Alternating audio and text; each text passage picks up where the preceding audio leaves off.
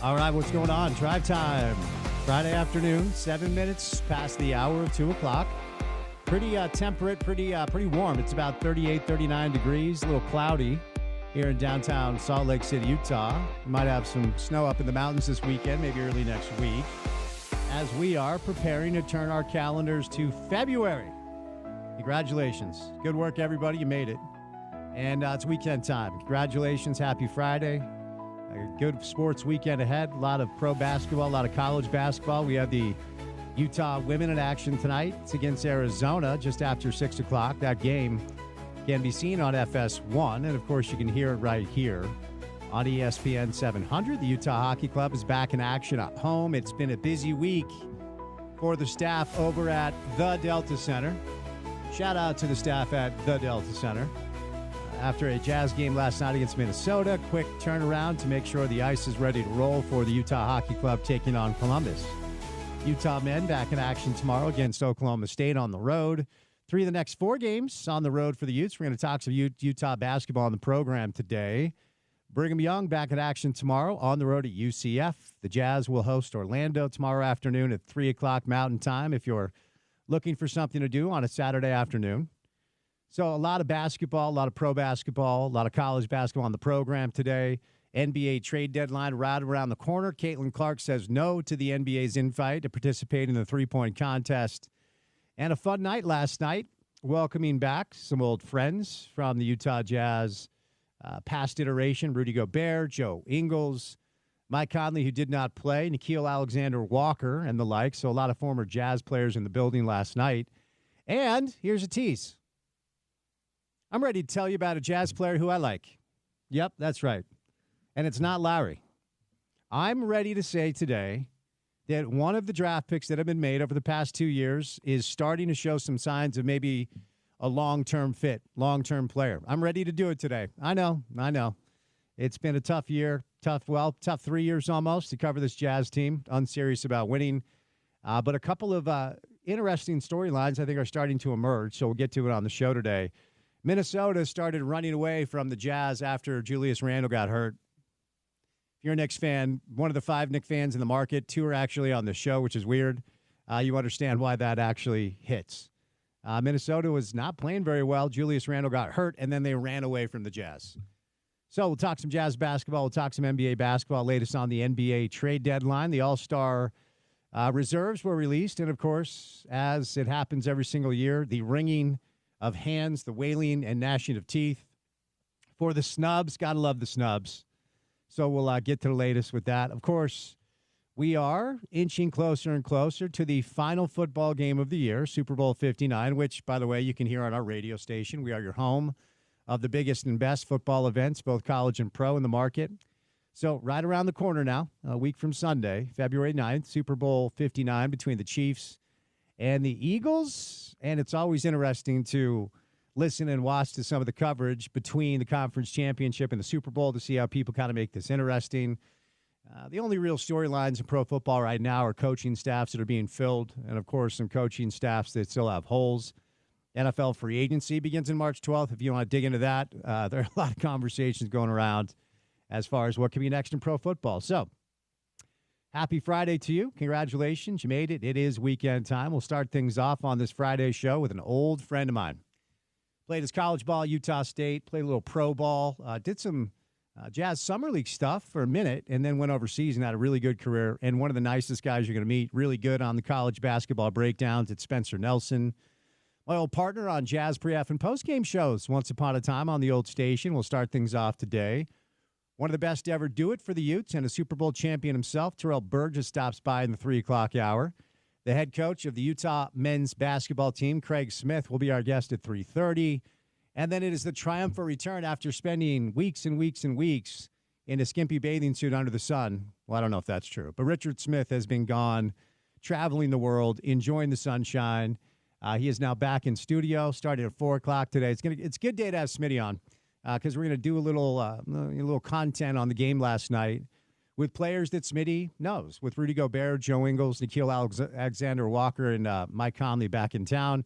And then get Smitty's take on the current situation with the Utah Jazz. The trade deadline right around the corner. Our guy spent 40 years in the Utah Jazz front office. So what's going on behind the scenes? What do the conversations sound like? And I'll ask Smitty about the Jazz player who I am ready to say I am on board with. I have been waiting.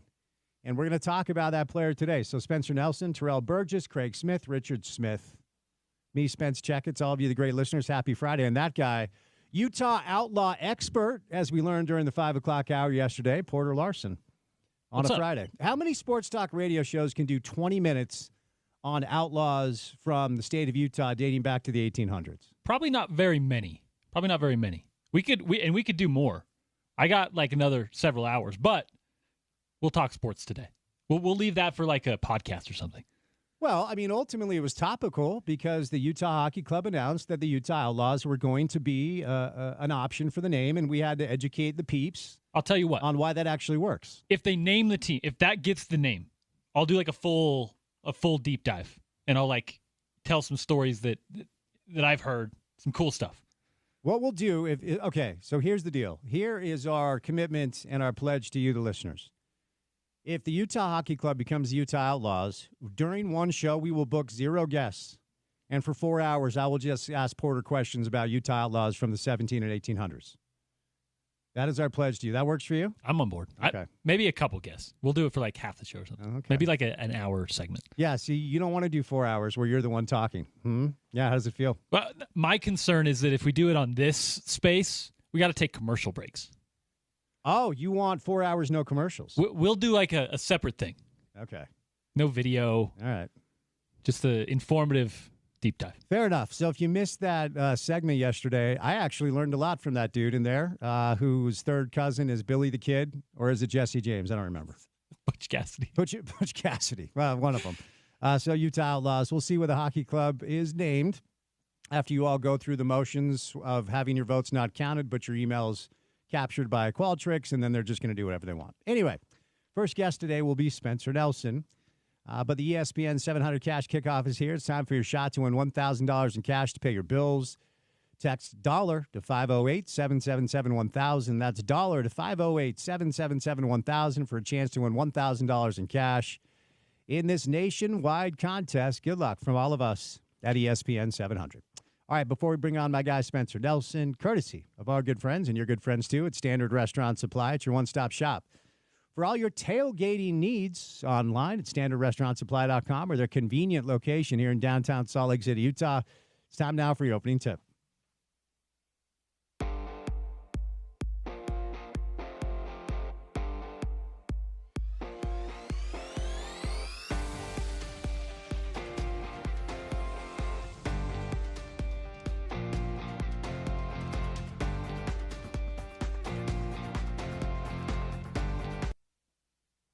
Utah Jazz welcomed in some old friends last night to the building. The Minnesota Timberwolves rolled in town. Minnesota, of course, a team that is interesting for us to cover here for a few reasons in the market. Namely, the Jazz own a lot of their draft capital, including that draft pick this year. And, you know, Minnesota, unlike Cleveland, is a team that's been a little bit up and down. They've been a lot better as of late. And, you know, that pick at one point looked like it may be a lottery pick. I never believed that was going to be the case, but Minnesota was really up and down. They had some injury issues. Our guy Mike Conley did not play last night, and Mike, when he has played this year, simply looks like a point guard that is his age. Doesn't look like it's really working for him much anymore. Joe Ingles barely plays for them, but covering Minnesota is always fun because of all the former Jazz players on that roster, and then the potential of the Jazz maybe, in a sneaky way, grabbing some good draft picks from Minnesota as a result of the Gobert deal over the next 4, 5, 6, 7 years. So, last night, a couple of fun storylines to see the crowd chant for Joe Ingles near the end of the game. I mean, Joe was one of the most beloved Jazz men here. The narrative of him being like the voice of reason in that locker room actually is not very accurate. I could go into story time and details, but I'll leave most of that off air. But as far as endearing himself to the fans, he certainly did that because, as we've often said on the show, even though he looks like he lives in his car, he turned out to be a very, very good basketball player.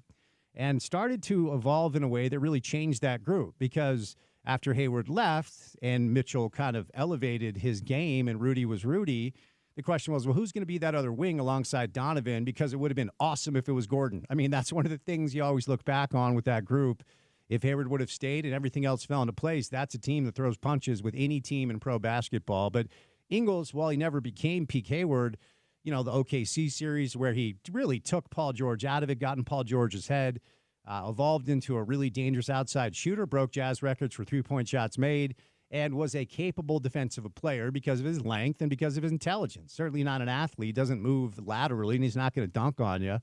But I thought that was a really cool moment. It sounded like the fans gave Rudy Gobert a lot of love, and Rudy deserves it. His 9 years here, I don't think he'll ever fully get the credit for the type of guy he was in the community and the type of impact he had on winning for Quinn's group. So 9 years here, I don't think he sold his home. I think he still comes here quite a bit. I could be wrong about that. At one point, he still sold his home. And the head-to-head minutes between Gobert and Walker last night, for all of you, media lackeys that at times like to say, well, Walker is all – I could not get over, well, considering the sources, but Walker's rookie year, after that trade went down, when you heard, like, mostly media members that worked for the team, like, Walker might be better than Rudy already now. Like, give me a break with that. Walker still has a marathon in front of him to even be in Rudy's cul-de-sac. Rudy is a 4-time Defensive Player of the Year. He is a Hall of Famer. And last night, Walker had a really rough game. Walker's had a really good year, but head-to-head against Gobert, it didn't even look like a fair fight. Rudy goes for 16 points. He had 9 boards. He had 5 assists and 4 blocks, 6 of 8 from the floor, 4 of 6 from the line. Walker, 1 of 6 from the floor. He did not shoot a free throw. He did have 8 boards, couple of steals, 0 block shots. Didn't really affect the game much. I don't know how much of it is knowing that you were traded for that player and you're going to try to prove people wrong head-to-head, but Rudy dominated that matchup. Anthony Edwards in the second half showed why Minnesota does have a potential franchise piece. I mean, a lot of people believe Ant at the age of 23 could be that, I'll say, domestic star that the league latches onto because, there's no Michael Jordan. LeBron's on his way out. Kevin Durant's on his way out. And certainly a lot of the better players, if not the bigger stars in pro basketball right now, are international players with Giannis and Jokic and Luka. And so a lot of conversation around pro basketball. Who's the next domestic star that can kind of be the face of this league? It might be that kid you saw last night. Had a little bit of a rough first half. Second half dominated the flow of play. He's a two-way player. He's a big kid that can really guard, and he took 18 shots to score 36 points. That's a rare thing in pro basketball. 6 of 9 from 3, 6 of 7 from the line, 36 points, 11 assists, 6 boards, 3 block shots for Anthony Edwards, who dominated the flow of play in the second half. Now, if you are a fan of the NBA, and if you follow the New York Knicks, you will not be surprised when I say to you, Minnesota flew when Julius Randle left the game. Okay, the Jazz actually were up 25-10. Markkanen hitting some shots, and we'll get to Keontae in a moment. But ultimately, Minnesota looked a little bit disjointed, and it's not funny that Julius Randle got hurt, but it's kind of there's a little bit of irony that after Julius went out with the injury after 10 minutes, Minnesota went on this 18-2 run. They brought in Naz Reid, who knocked down a couple of threes. Rob Dillingham, their rookie, had a really, really nice night. And ultimately, Minnesota flies by the Jazz 138-113. The Jazz have now lost 8 straight basketball games. We did see John Collins play. We saw Lauri Markkanen play. We saw, for the most part, for the first time in a long, long time, almost a first-choice group for Will to pick from to play in that game. And so, starting lineup, John Collins, Lauri Markkanen, Walker Kessler, Colin Sexton, Isaiah Collier, that was your starting 5. Drew Eubanks, Kyle Filipowski, Bryce Sensabaugh, Jordan Clarkson, Keontae George all got more than double-digit minutes off the bench. So Will went with 10 players. Clarkson and Keontae went for 25 and 27 minutes. The rotation is going to be interesting. The Jazz have the 3rd most starting lineups in pro basketball. A lot of that is tanking. A lot of that is, hey, Larry, how's your ankle? He's like, oh, it's fine. He's like, no, it's not. Sorry, it hurts. You're not playing tonight. But last night was kind of a first-choice group, so I was interested to see, A, how they would play against a really good team in the West, and B, how Will would go about his rotations. But, Porter, I am ready, okay? I'm ready on a Friday to tell you that I think the Jazz have found something. Now, we've talked a lot about the Gobert trades, the Mitchell trades. Everybody's saying, wow, what a great trade by the Jazz. Well, right now, the Gobert trade with Minnesota is Walker Kessler and Keontae George in exchange for Rudy. They have other picks. We'll see what they turn into. But right now, that's not a trade that's lopsided on the Jazz side of things. And then the Mitchell trade brings a bunch of different pieces, including Lauri Markkanen. And I've said throughout the course of this rebuild, I feel like the Jazz have found one thing, and that one thing is Larry Markkinen. And I'm ready to tell you that I think they found another thing. Okay. Are you ready? I am. Do you have any guesses? On what you're confident about, what you're... There's another player that I think the Jazz have found that actually is starting to show some things that I think are real in pro basketball. I've always said, so far it's Lowry, and I have questions about everybody else. And now I'm ready to say I think they found another guy. Bryce Sensabaugh. It is not Bryce Sensabaugh. It is who I think is not only their new starting point guard now, but potentially an answer to that position moving forward in Isaiah Collier. So Isaiah has 13 starts on the year. Will Hardy, over the past 4 games now, has brought Keontae George off the bench. And to start the season, the preferred backcourt was Keontae George and Colin Sexton. Okay, as Will talked about during some media availability, he needs more from Keontae George, and they have to figure out who Keontae George is as a legitimate player in pro basketball for a team that's actually trying to win. And I can promise you what he's not. He's not a starting point guard for a good team in pro basketball. He just isn't. Never played point guard. We've already talked about this. He doesn't have lead guard tendencies. Who I think Keontae is when he's fully baked and everything is kind of, turned out the best possible scenario for him is a dynamic combo scoring guard off the bench. And that's, I think, what Will is starting to see as well. And so they're trying to figure out if that's kind of a role for Keontae. And look, to be fair, Keontae was tasked with a lot last year. As a rookie player, like, okay, you're going to be our starting point guard. They decided that early on. And there were moments where it looked really good, really exciting. I don't think it ever looked good from a decision-making standpoint. I don't think it ever looked good from a defensive standpoint. He might be the worst defensive player on one of the worst defensive teams in basketball. But as we've seen from Donovan, now in Cleveland, when he says out loud, hey, I'm trying to play defense now, and all of us are like, sweet, pal, thanks. You can eventually learn how to go about your business of becoming at least a good team defender, even if you're not a great point of attack defender. And the point of attack defense for the Jazz is atrocious. Whether it's Clarkson, whether it's Keontae, most of their perimeter players, Colin Sexton, are not great defensive players. Some of them are undersized. Some of them don't try. I do see a lot of don't try in this team, which at times can be frustrating.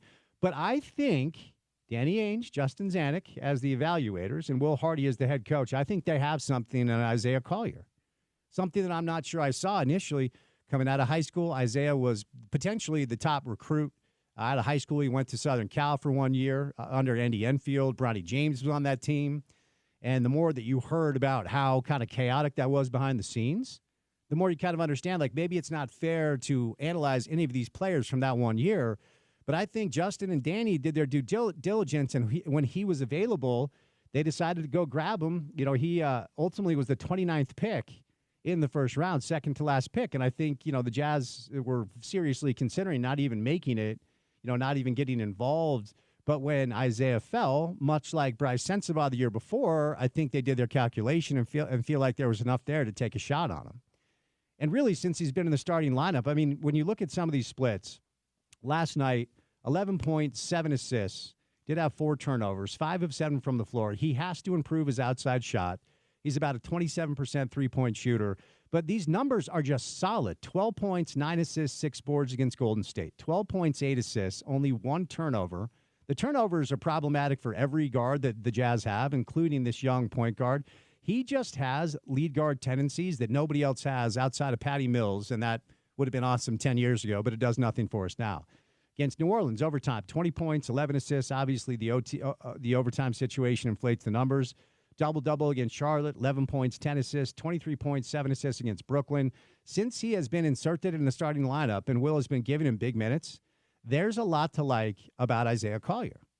And I think there's more to like about his potential than, in my opinion, maybe every other young player on the roster. Because, as I talked about, they have something in Lowry.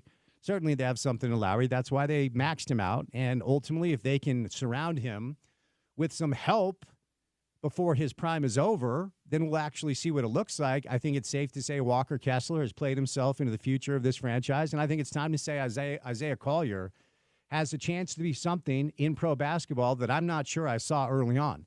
He is a big-bodied kid that can really get downhill, finishes well at the rim, and at least He's big and strong enough physically on the defensive side where he provides some pushback at the point of attack. It's much better than Keontae, much better. So I'm ready to say today, and we're going to get some thoughts from our guest, that I think Isaiah Collier may have played himself into a situation where we have to analyze him as part of the future, improve on that outside shot, improve on the decision-making. He averages about 3.5 turnovers a game. That's way too high. But over the past 13, 14 games, 10 points, 8 assists, again, 4 turnovers, but about 4 boards, and really a guy who I think has played himself into consideration for potentially the future of the Utah Jazz. All right, we will catch a quick break. Coming up on the other side, one of my favorites, Spencer Nelson, will break down the local college basketball scene, get some Jazz thoughts as well. Terrell Burgess, Craig Smith, and Smitty. Richard Smith, busy Friday show. Happy Friday to you. Keep it right here on ESPN 700.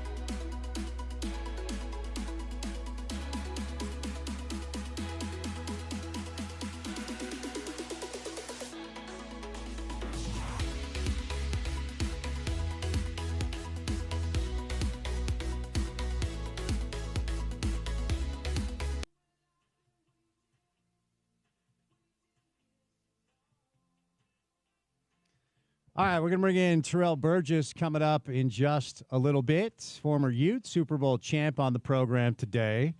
And then we're going to bring in Craig Smith, head coach of the Utes. He'll stop by, as will Richard Smith, live in studio. So a busy show on the program today. But got my rundown, put me in a good mood on a Friday, not just because it's Friday, but my man, my friend, my guy, who hasn't joined us in a long time, but we'll do some college basketball and whatever else comes our way with the legend, Utah State, pro hooper overseas, and my former partner on Utah Pre-F and Post, Spencer Nelson, on a Friday. Happy Friday, my friend. How we been? Oh, Spence Checketts, so good to be talking to you. It has been a long time. Hey, of all the introductory things you said, the one I'm most proud of is being your partner on the pre-half and post. That was it. The overseas, yada, yada, yada, yada, Britton Johnson's friend, that doesn't matter a cent to me. But the fact that you said I was your partner on the pre-half and post touches my heart. Well, that means a lot. You're lying, but thank you for saying that. But I need to start here because I don't know, man. I just want to let you know that I'm reading this book about anti-gravity. Okay. And it's impossible to put down. It's not funny. It's not funny. It's not funny. It is funny. Hey, all of your listeners, okay, they're shaking their head and laughing at the same time. They're like, Spence, how could you say that joke on air? But yet they love it. Everyone loves a good dad joke.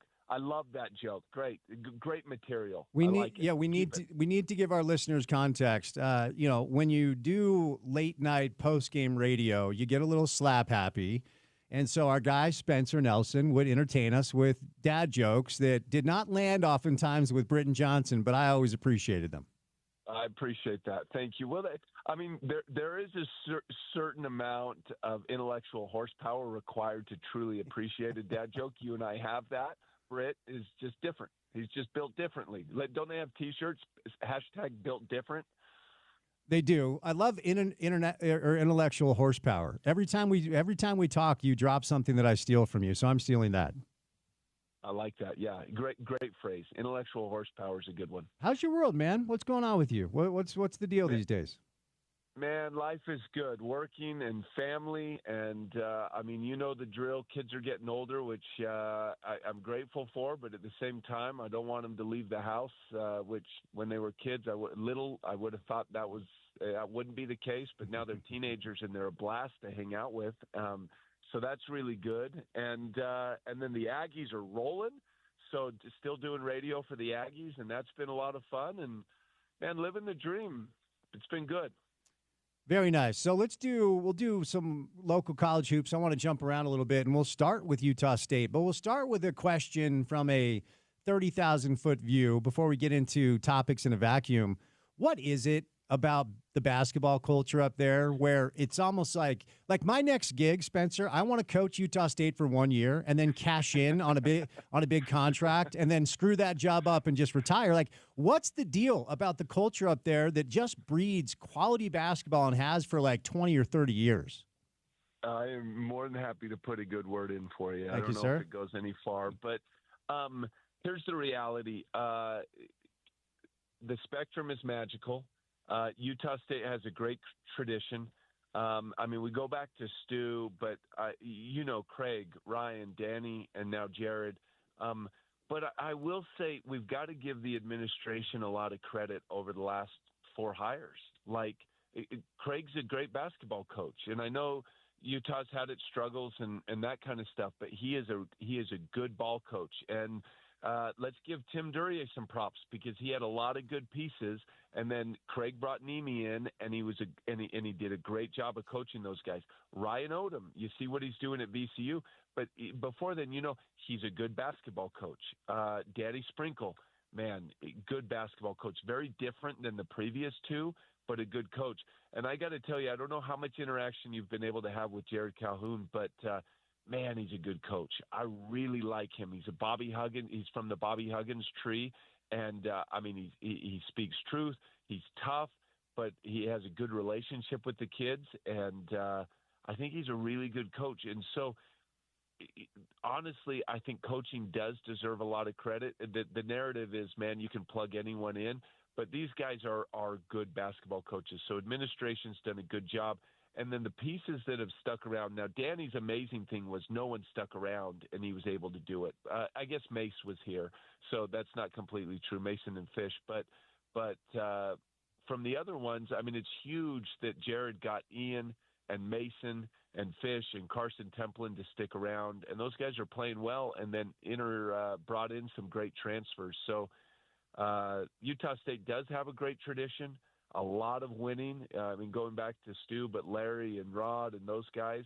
But these guys are good coaches, and you got to give them credit for what they're doing. No, 100%. And obviously, I was being a bit facetious, but it just seems like totally. Coach takes over, and boom, everyone has questions. And more often than not, the teams near the top of the conference, they're either qualifying for or threatening to be an NCAA tournament team. And it's just wildly impressive because the basketball culture in Salt Lake is rich with history, but it's been a rough stretch for not just Craig, but other coaches too. We'll get there in a moment, but I wanted to follow up about Jared Calhoun, who I don't know outside of just listening. I love listening to coaches post game because the ones that don't want to get pithy and sarcastic actually do teach you.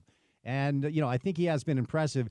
He seems a little bit more mentally balanced than his mentor Bob Huggins. Great coach, but you never knew if you didn't know what Huggy Bear was going to do night in and night out. Jared doesn't strike me as that type of guy. But as you've been able to get to know him, both on and off the floor, what makes him who he is as a coach and a person? And schematically, how does he like basketball to be played?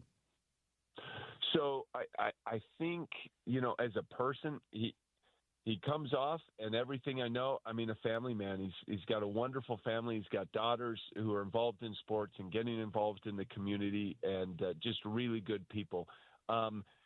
Zero ego. Like, that's probably the first thing. The first time I met him, it just came across as extremely down to earth and zero ego, which I really appreciated. And then from the standpoint, I think that carries over to the players. When I see him interact with the players, same thing. Zero ego, just really straight of who he is and comfortable with that. And I think in a world of a lot of facade and things that aren't real because of social media and that kind of stuff, I think people can appreciate someone that, hey, this is who I am and I'm comfortable with who I am. And so the players see that, and I think they respect it. From the way he coaches schematically, the big thing at the beginning of the season was the matchup zone. It's a very unique matchup zone that he runs, and he's got a couple different zones and kind of hybrid versions of it. But the thought was, okay, not a lot of teams are going to be able to be prepared for this because it's a one-off compared to the other 29 games they're playing this season. And so we're going to be able to kind of throw teams off with that. Early on, they were. I think conference team, at least the guys that I've seen, are more and more comfortable. UNLV was very comfortable with their matchup zone. And one thing that I love is that he's not so stubborn that he won't adapt. And he has gone to man at different points in times, which I don't think that's his default of where he wants to go. But this team is actually a good man-to-man defense team. Now, they're only playing it a few minutes a game at times, but yet they are able to switch that up, and that has given them some flexibility to throw other teams out of rhythm and not get used to just playing against the zone. Offensively, and every coach in the country says this, we want to run, but literally that he does. I mean, UNLV plays a slow pace. Every time that rebound is coming, Calhoun is swinging his arms and telling the guards to push it, which opens up easy opportunities for buckets in the paint, layups, dunks. This team actually has a lot more athleticism than you would think, and they've taken advantage of that. And so it's fast-paced, and then I would say just quick hitters. It's get out in transition, and if you got to play in the half court, then it's going to be motion, but a ton of quick hitting sets to get Ian. And I think there's a little bit of a pro mentality from there that I like. Like, he is specifically targeting guys that he wants to get the ball in certain positions and then let them make a play. And Ian Martinez has done a good job throughout the season. He struggled against UNLV. Mason has done a good job, and teams are adapting to that. but get the ball in the guy's hands, which is a very pro mentality, and then, hey, do what you do. And I think the players have really liked the freedom and flexibility to play that way as well. And also, their shot profile appears to be a modern-day shot profile as far as what the numbers tell you need to do to win basketball games. Of the 10 or 11 guys, Spencer, he plays, more than 10 minutes a night, 7 of them seem like they can shoot it from the outside. And, it's not like they hunt it in the way that the Celtics do, but it does seem like offensively the shot profile is a modern-day approach to analytically winning basketball games. Is that kind of jiving with what you're seeing? Totally. Yep. Yeah, they got a bunch of shooters. Now, some of them are better than others. Absolutely. Carson Templin went on a streak and he struggled. Maybe who they thought was going to be the best shooter in the year, Tucker Anderson, has really struggled. He's a conundrum in the sense he's shooting like, I don't quote me on this. It was like 17% from the 3-point line at home, and then like 36 on the road. And he last year he shot high 30s coming from Arkansas. So he's really struggled. But Ian Martinez takes and makes really tough shots. Mason Falslove has shot it better.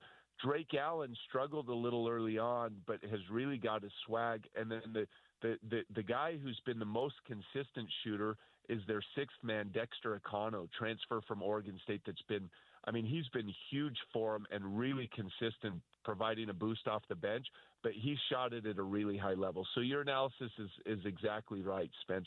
They don't hunt it crazily, but they got the guys to be able to shoot it if it's open, and they move the ball so well that it's open often enough that they're putting up a good number of threes. All right, let's move over to Utes now. And Craig Smith, who, as you referenced, once upon a time was up in Logan, did a really good job. Craig has won wherever he's been. And this is year 4 for Craig, and I think it's a 5-year contract. So, look, the pressure is real, and he knows this. We're going to have Craig on the show in just under an hour from right now. And, there are pieces on this roster that individually at times I really, really like. And, I'm going to ask Craig about his rotation. He's tinkered quite a bit with a bunch of different starting lineups, a bunch of different rotations. Gabe Madsen, their leading scorer. Teams just sell out on him, and he has no space at all. So you look at the numbers, it's 31% from 3. It's like, what gives? It's like, well, everybody's gapping him and blitzing him off screens, ball screens, and he's got to find a way to be smarter with his decisions. He's been better as of late. They were picked to finish last in the Big 12. They're 4-5 right now. They had a nice win here at home over Brigham Young. They're going to be on the road at Oklahoma State. The Houston game it was not even a fair fight. Like, it was just rough. And so, look, it's a tough conference, obviously. But what do you make of, I'll say, whether or not you feel like there's progress being made down here and what you know about Craig? Do you feel like still this is the guy to get this thing back to where it needs to be? Great question. So just a couple thoughts. When I saw Utah was finished last picked to finish last in the Big 12, I laughed. No Craig Smith is going to finish last. Team is going to finish last. He's just too good of a coach. And I know people will be like, well, they're not winning a lot. You may not have the guys or the horses to finish in the top 3, and they don't. They obviously don't. But his guys are going to play hard, and they're going to be well coached, and they're just not going to finish last in the league. I laugh at that just because a well-coached team, and if they play hard for you, and I know his guys aren't going to quit, they're not going to finish last. However, it's a matter of, and you know this, in the Big 12 or in any of the power conferences, it's pros. It's how can you get one NBA guy on your team? Can you get 2? If you can get 1, you're going to finish in the top half of the league for sure. If you can get 2 NBA guys on your team or pros, legitimate pros, then you're going to compete for a conference championship in the Big 12. But if you don't have 2 pros on your team, you're not. And you look at Houston, you look at Kansas, you look at Iowa State. That it just plays out that way, and then a really good supporting cast. And, you talk about Gabe Madsen, you're right. Guys are selling out. Teams are selling out and taking away. That 31% is the threes he's taking. 90% of them are really hard threes to be taking. Now, he'll get some open looks occasionally, but they're very different looks than some of the other dudes on the team are taking.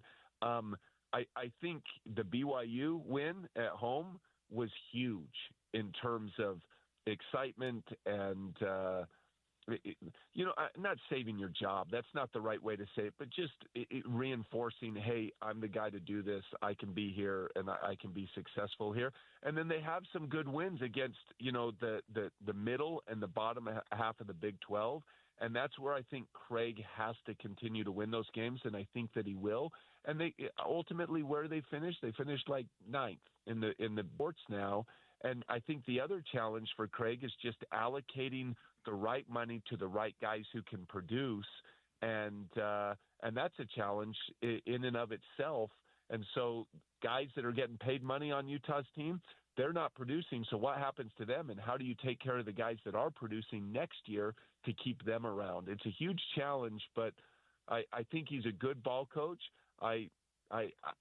Time will tell. I don't have a strong opinion if he's going to be able to turn the ship around, because there's a lot at Utah that's got to be turned around in just momentum and excitement from where it was when you and I were around, playing and growing up. It's just a very different environment up there right now. And, he is going to get a chance to see this thing through next season, because according to KSL reported today that Utah Athletics reported a $17 million deficit this past year. Now, you dig into the numbers, what they received from the state. It's not necessarily like, hey, we only lost 17 mil and the football team and the basketball team are still profitable. But ultimately, I don't think they're going to pay Craig to not coach next year. So I do think he is going to get one more year. But let me follow up with something you kind of alluded to, because look, the bottom line is, in the modern day and age of college athletics, whether it's football or basketball or even other sports, you have to have your collective in order to be able to attract talent and be able to pay the players that you need to get here, so you have the horses. And from my vantage point, Spencer, almost every single night in this conference, Craig is going to have a coach on the other side that simply has more talent. That's my opinion. Give me your thoughts on that. Yeah. I'm with you. Most every night, maybe not every night, but most every night in the Big 12, given right now. Now, when I heard the numbers, and I don't want to say it publicly because I don't have anything verified, I was actually pleasantly surprised at the number that I heard that Utah had for their collective. I was like, wow, that's more. Now it's a matter of just allocating it to the right guys and being able to go get them. Is it less than, the number that you hear from the Valley or from Utah County? Yes. Is it more than the number that you hear up in Logan? Yes, type of thing. So the collective matters. What you're paying dudes matters. And that's a whole nother conversation. But you're right. You have to go get it. And I may have said this to you before, but it's interesting. I had this kind of epiphany moment where in Europe, it's funny. I played with a bunch of different guys in Europe, and the same is true now, as I still stay decently connected to it. There are not a ton of dudes. There are some, but there are not a ton of dudes that played at the Blue Bloods that are playing in Europe. A few. I mean, I played with John Shire, and Duhan was over there for a little bit. I mean, there are a few. But what it kind of opened my eyes to, the elite teams in college basketball are one of two things, and most of it is the latter, either really old and really experienced, or they've got a couple pros on their team surrounded by good college basketball players, but not great college players that are going to go play professional. And the impact of having, I mean, you look at what Craig did at Utah State, great coach, but he had two pros. Right? He had Nimi and he had Sam Merrill. Of course he's going to win a conference championship in the Mountain West. And San Diego State, by the way, had one NBA dude and then a couple of European pros on their team. So they were really stacked as well. But in the Big 12, that's what it comes down to is how many pros do you have? How many NBA level guys do you have on their team? Because I guess if we're going to play on words, all of them are pros now because they're getting paid to play basketball. So they're not amateurs anymore. So I'll articulate it better and say, how many NBA level dudes do you have on your team? And right now they don't have any, right? That's just the fact of the matter. And a decent number of the Big 12 does have an NBA guy, or they've got some European pros. And there's probably a couple of European pros. He had Brandon Carlson the last couple of years, which was a pro. And so can you go get those dudes? Because you're right. Right now, you just don't have – we talked about intellectual horsepower. He doesn't have the basketball horsepower to go and finish in the top 3 or top 5 of the conference right now. Let's move down to Provo here and talk about a coach that certainly has the horsepower because the collective has stepped up. According to reports, both Yegor Demon and Kenan Catchings are 7-figure players for Kevin Young. And, Cannon had a really nice game against Baylor in Provo, but prior to that, it didn't look great. You can tell why pro scouts love Yegor. I mean, he's really long. He's really big. He's got a good feel. He can see over the defense, and he's averaging 6 assists a game. 3-point shot hasn't been great for him, but you can see why scouts love Yegor. And over the past few games, they've started to figure some things out. Mostly, it's a make-or-miss team in a lot of ways, but 3 straight wins after that loss to Utah. They've won 4 of 5. I think Ken Pom has them at like 38 in the net and thinks they're going to be an NCAA tournament team. But, I mean, talk about a coach that does have horses, but when you have the talent on paper, Spencer, you got to prove you can coach, right? So what are your thoughts on what BYU has done this year, and what do you think they can do the rest of the way? Yeah, expectations mean everything, right? Going into the football season, I think people had really low expectations, and Kalani blew it out of the water. Going into the basketball season, extremely high expectations. And they've done well, but because those expectations are so high and the dollar figures you hear throwing around, you're like, okay, what's going to happen? I think they'll finish well. I think toughness and physicality have been an issue. I'm sure they're addressing it, and that they've got to address it even more. When they went to Providence early in the season and just got beat up, and I don't mean from a score standpoint, just physically just outmanned, and you've seen that occur. But that's going to happen when you've got a bunch of freshmen. I mean, and you're playing those dudes, and they're going to have to get tougher. They're going to have to get more physical, and especially when you get into the second half of conference and you get to the conference tournament than the NCAA tournament, toughness always wins out. And so that's been kind of the question mark, is how tough that team is. And early on, I would say not very tough. I think they're getting tougher.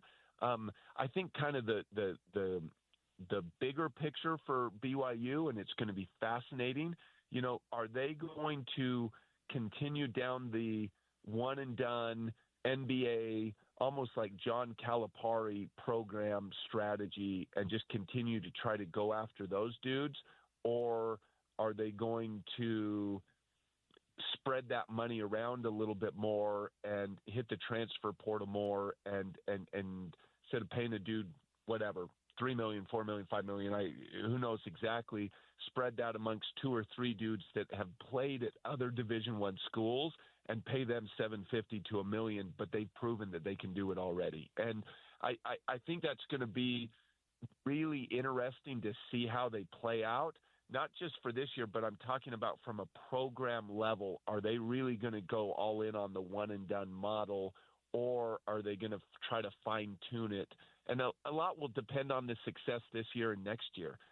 If they don't have success, and when you're paying that kind of money for a team, I mean, you're winning games in the NCAA tournament in my mind. I mean, if people are putting 7 figures into guys, that's the expectation. And if they do that, they probably continue to go down the one-and-done model. If they don't, then it'll be interesting to see if they pivot and try to spread it more with maybe less sexy, less flashy names, but guys that have, go get 3 or 4 dudes that have averaged 13 or 14 a game at other D1 schools and showed that they can do it. And then you go that, okay, let's get old model and let's compete that way. So it'll be interesting. Very talented, great coaching staff, a lot of money behind it. Last thing, your thoughts on the number 1 prospect, not just in the class next year, but according to a lot of advanced scouts analyzing A.J. Debanta, he's probably the best prospect in 3 or 4 classes. And I always get a kick out of seeing people learn about BYU in real time. So he goes on First Take with his dad and announces BYU as the landing spot. And Stephen A. Smith has never looked more confused. But they are going to have 4 or 5 months for the price of $7 million, a generational prospect down in Provo. What do you think about that? Yeah, the amount of buzz and the amount of hype. I mean, I was messaging with Birds, leading up to that, and they all along along thought that they were a serious contender, and he felt like it was going to come down to them and K-State and KU. I guess Kansas made a huge run at the end, but they felt like they had a legitimate chance, and sure enough, it wasn't delusion whatsoever. They did, and huge get. I don't know the kid at all personally, only have seen him from a basketball perspective, and yeah, extremely talented for his size, his athleticism, his skill set, his shooting ability. So we talked about pros making the difference. He's a pro that can make the difference, and he will be, more than likely next year, the most talented dude to step on the floor every time BYU steps on the court. It doesn't necessarily mean he's the best player, but for sure the most talented guy on the court in terms of the ceiling and what he's capable of doing. So huge get for them, and then it'll be a matter of, you know this. You were around the NBA. When you have that kind of talent, coaching matters for sure, but managing egos, managing personalities, managing the locker room become equally as important. And so whether it's the Pat Riley or a Phil Jackson, Kevin Young, and fortunately he's from the pros, and so he understands and has been around the managing of those egos and those personalities is just as important to keep the culture and the chemistry of a team together. And that'll be really important when you start getting that kind of talent in-house. You know, Spencer, you're a father, so chances are you make breakfast at times for your kids. Is that correct?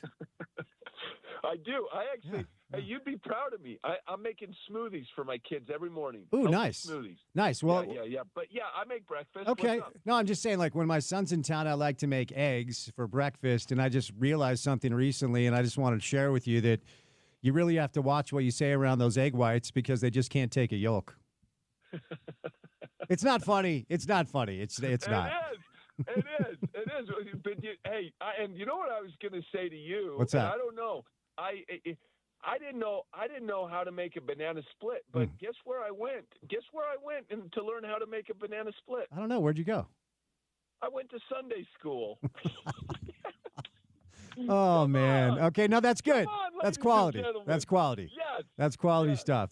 That's what George Costanza calls leaving on a high note, my friend. So I'll set you loose. Always a pleasure to hear your voice. Be well, okay? Spence, you're the man. Appreciate you, and keep up the great work. It's an awesome show. Thank you, sir. The great Spencer Nelson, pro hooper overseas, was a great player in college at Utah State. I always appreciate his time. All right, time now for our PGA Tour leaderboard, brought to you by Uinta Golf. The new TaylorMade QI35 woods are the fourth generation of carbon wood technology. This driver unlocks a new level of distance at Uinta Golf. Check them out at 560 East, 2100 South. Also locations in Sandy, Riverdale, and Orem. It's the AT&T Pebble Beach Pro-Am, live from Spyglass Hill in Pebble Beach. And how about our guy, Tony Finau, who is 5 under on the day. He's through 17, and that's good for third. Sepp Straka had an unbelievable day. He's 13 under par for the lead. Then it's Cam Davis at 12 under, Russell Henley at 11. Tony Finau, Tom Kim, 10 under par, so we'll be involved in the weekend for sure. Lee Hodges, Lucas Glover, Andrew Novak, as well as Victor Hovland, 9 under par. So is Justin Rose. Austin Eckroat, Patrick Cantlay, Shane Lowry, Ricky Fowler, Colin Morikawa, and Rory McIlroy, all at 8 under. This is a great leaderboard. Nick Taylor, Sam Burns, and Scotty Scheffler, 7 under par, the number one golfer in the world. But the story we'll be tracking is our guy, Tony Finau, in the top 4 now after carding a 5 under through 17 today. We'll see how he finishes up the round, and we'll kind of let you know whether or not he's able to hang on to that spot. All right, 1 hour down, 3 hours to go. We go from basketball to football. Coming up next with Terrell Burgess, former Ute Super Bowl champion. Head coach of the Utes, Craig Smith, stops by. Then Richard Smith, live in studio for an entire hour, starting at 4. It's a drive on a Friday. Happy Friday to you. Keep it right here on ESPN 700.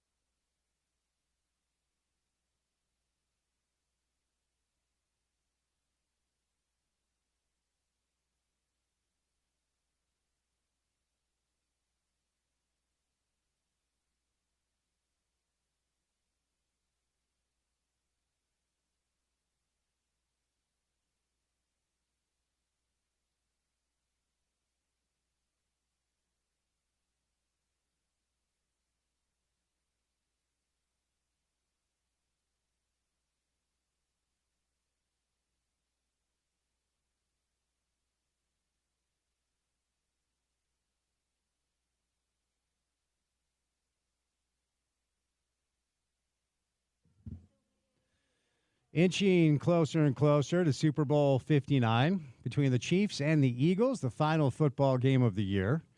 Never a bad time to talk football. Friend of the show joining us now, one of the best to ever do it at the Ute, Super Bowl champ. Great to have Terrell Burgess back on the program. Terrell, happy Friday, man. How we doing? Happy Friday. Thank you. I'm doing well. How are you? I'm well. I appreciate the time. Today. So let's obviously, we'll get to some Ute stuff and we'll do some, the latest with you. But I wanted to ask you, just from your vantage point, as somebody who's done this on the highest of levels, what stands out most about the way the Kansas City Chiefs and Patrick Mahomes specifically has been able to kind of change their approach throughout the years to simply figure out a way to win no matter no matter what the style is? Because back in the day, as you know, it just was high-powered, big plays, Tyreek Hill, Travis Kelce, and now he has kind of grown into this cerebral thinker. From your vantage point, what impresses you the most? I think just their ability to find ways to win. Just like you said, I think, and I'm not no football guru. I'm just a young kid that's been playing football most of his life. But I would just say, like, from my point of view, from the teams that have not been able to beat them in the playoffs or like been able to stop them from getting to the big game, I think it's just everyone tries to like beat them at like their game. And like, in my opinion, like trying to beat them at their game is not going to work because they've been there. They've been in that situation many times before, whether they have new receivers or not, like new skill players or not. They're still finding ways to win. And I mean, they're playing well on defense as well. So that's going to help.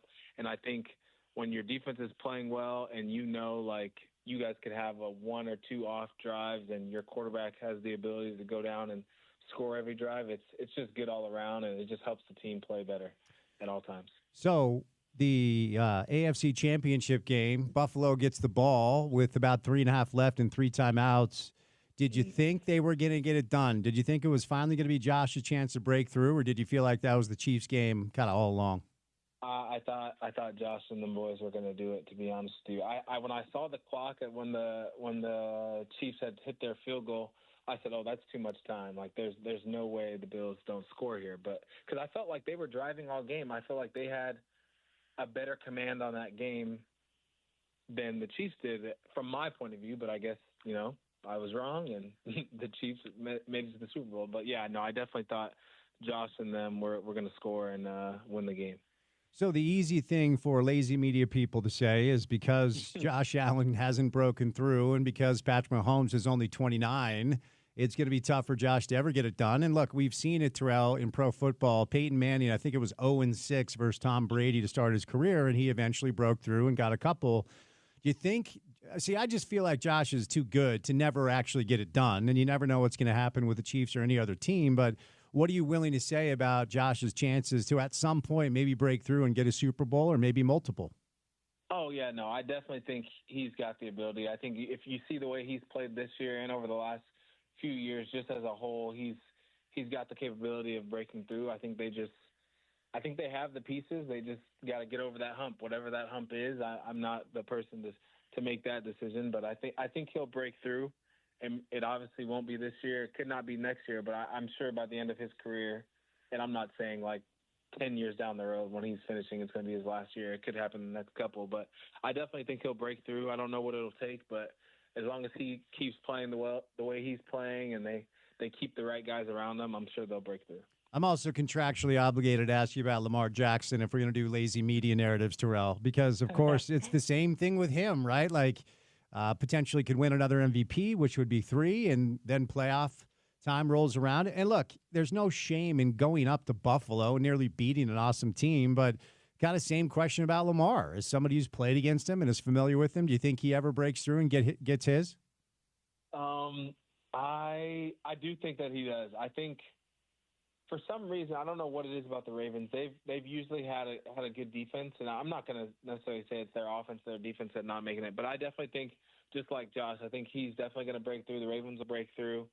It just is. I don't know what it's going to take right now. Obviously, like I'm sure there will be guys that retire from the Chiefs in the next couple of years, so that maybe that could help. I don't think that the Chiefs are like unbeatable.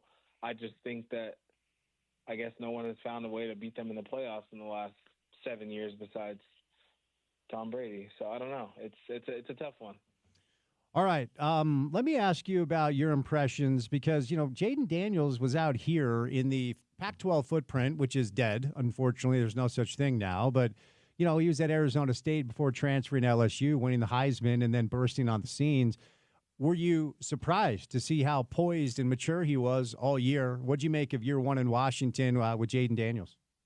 I remember when we were recruiting him to come to Utah, and I knew that he wanted to play right away, but we obviously had Tyler still there, and we had a couple of quarterbacks in the room, so I knew it would be tough for him to play early at Utah. But I remember when he was being recruited, and I was like, oh, this kid's pretty good. But we played him when he was at Arizona State. He was young, but needless to say, I wouldn't say I was surprised. I would say that a lot of people, with his last 2 years at LSU, I think a lot of people thought that he was going to come into the league and probably just run all the time, like just be a running quarterback and not throw very well. But I think a lot of people were surprised by his ability to throw the ball. He played really well all around, and I'm looking forward to see how he does in the future because I think he's had a great start to his career, and it's only up from here. So I thought Philly would beat them, but I thought it would be close, and it was not close. Philly overwhelmed them, and look, it was a great accomplishment for Washington and Jaden Daniels. The Washington organization has not been to a conference championship game in 33 years. So if he was able and they were able to get that done, they would have been way ahead of schedule. So I'm not surprised to see Philly in this spot. But what stands out most to you about an Eagles team, Terrell, that a lot of people believe is the most talented team in all of pro football? I would have to say, well, we could just go based off the NFC Championship game. And this is something that, a good friend of mine, Sky, used to always talk about. And one of my high school coaches used to always say this. But, the line of scrimmage is a very important thing in football. And I think the Eagles just found a way to win the line of scrimmage. They ran the ball very well. I think they had, 6 rushing touchdowns in that game or something like that. And if you can't stop the run in football, I think it's going to be a long day. So I'll start there. Their running backs have been very good from all their running backs, especially obviously Saquon. Jalen Hurts is running really well, and they can throw the ball as well. So I think all around they're playing well. Their defense is playing well, and I think they've got a good shot to beat the Chiefs. It'll probably be tough, but I mean that's what football's for. You don't want anything to be a cakewalk. All right, Terrell Burgess, the safety. Okay, you're standing there, and a running back is broken free from the line, and you have to tackle either Saquon Barkley or Derrick Henry. Who are you choosing? Who's tougher to deal with? I wouldn't say that I fear either of them, but I mean, I don't know. I mean, they're both really good running backs. I'd probably take. I would take either of them, whichever one. There you go. I like it. If I'm being honest, this is another thing Scott used to always say was limit the damage. So they haven't made a man to run without legs. So that's where I'm shooting. And I would just do my best to not get hurdled at the same time. I like that. All right. Chiefs, Eagles, Super Bowl 59. Kansas City is a 1.5 point favorite. The line hasn't moved. I thought there would be money one way or the other, but it opened up at 1.5 and that was 5 days ago, and it stayed at 1.5. Here's how I'll pose the question. I'll start here. The Eagles win Super Bowl 59 if what? The Eagles win Super Bowl 59 if they can if they can run the ball the way they've been running, the Eagles win Super Bowl 59.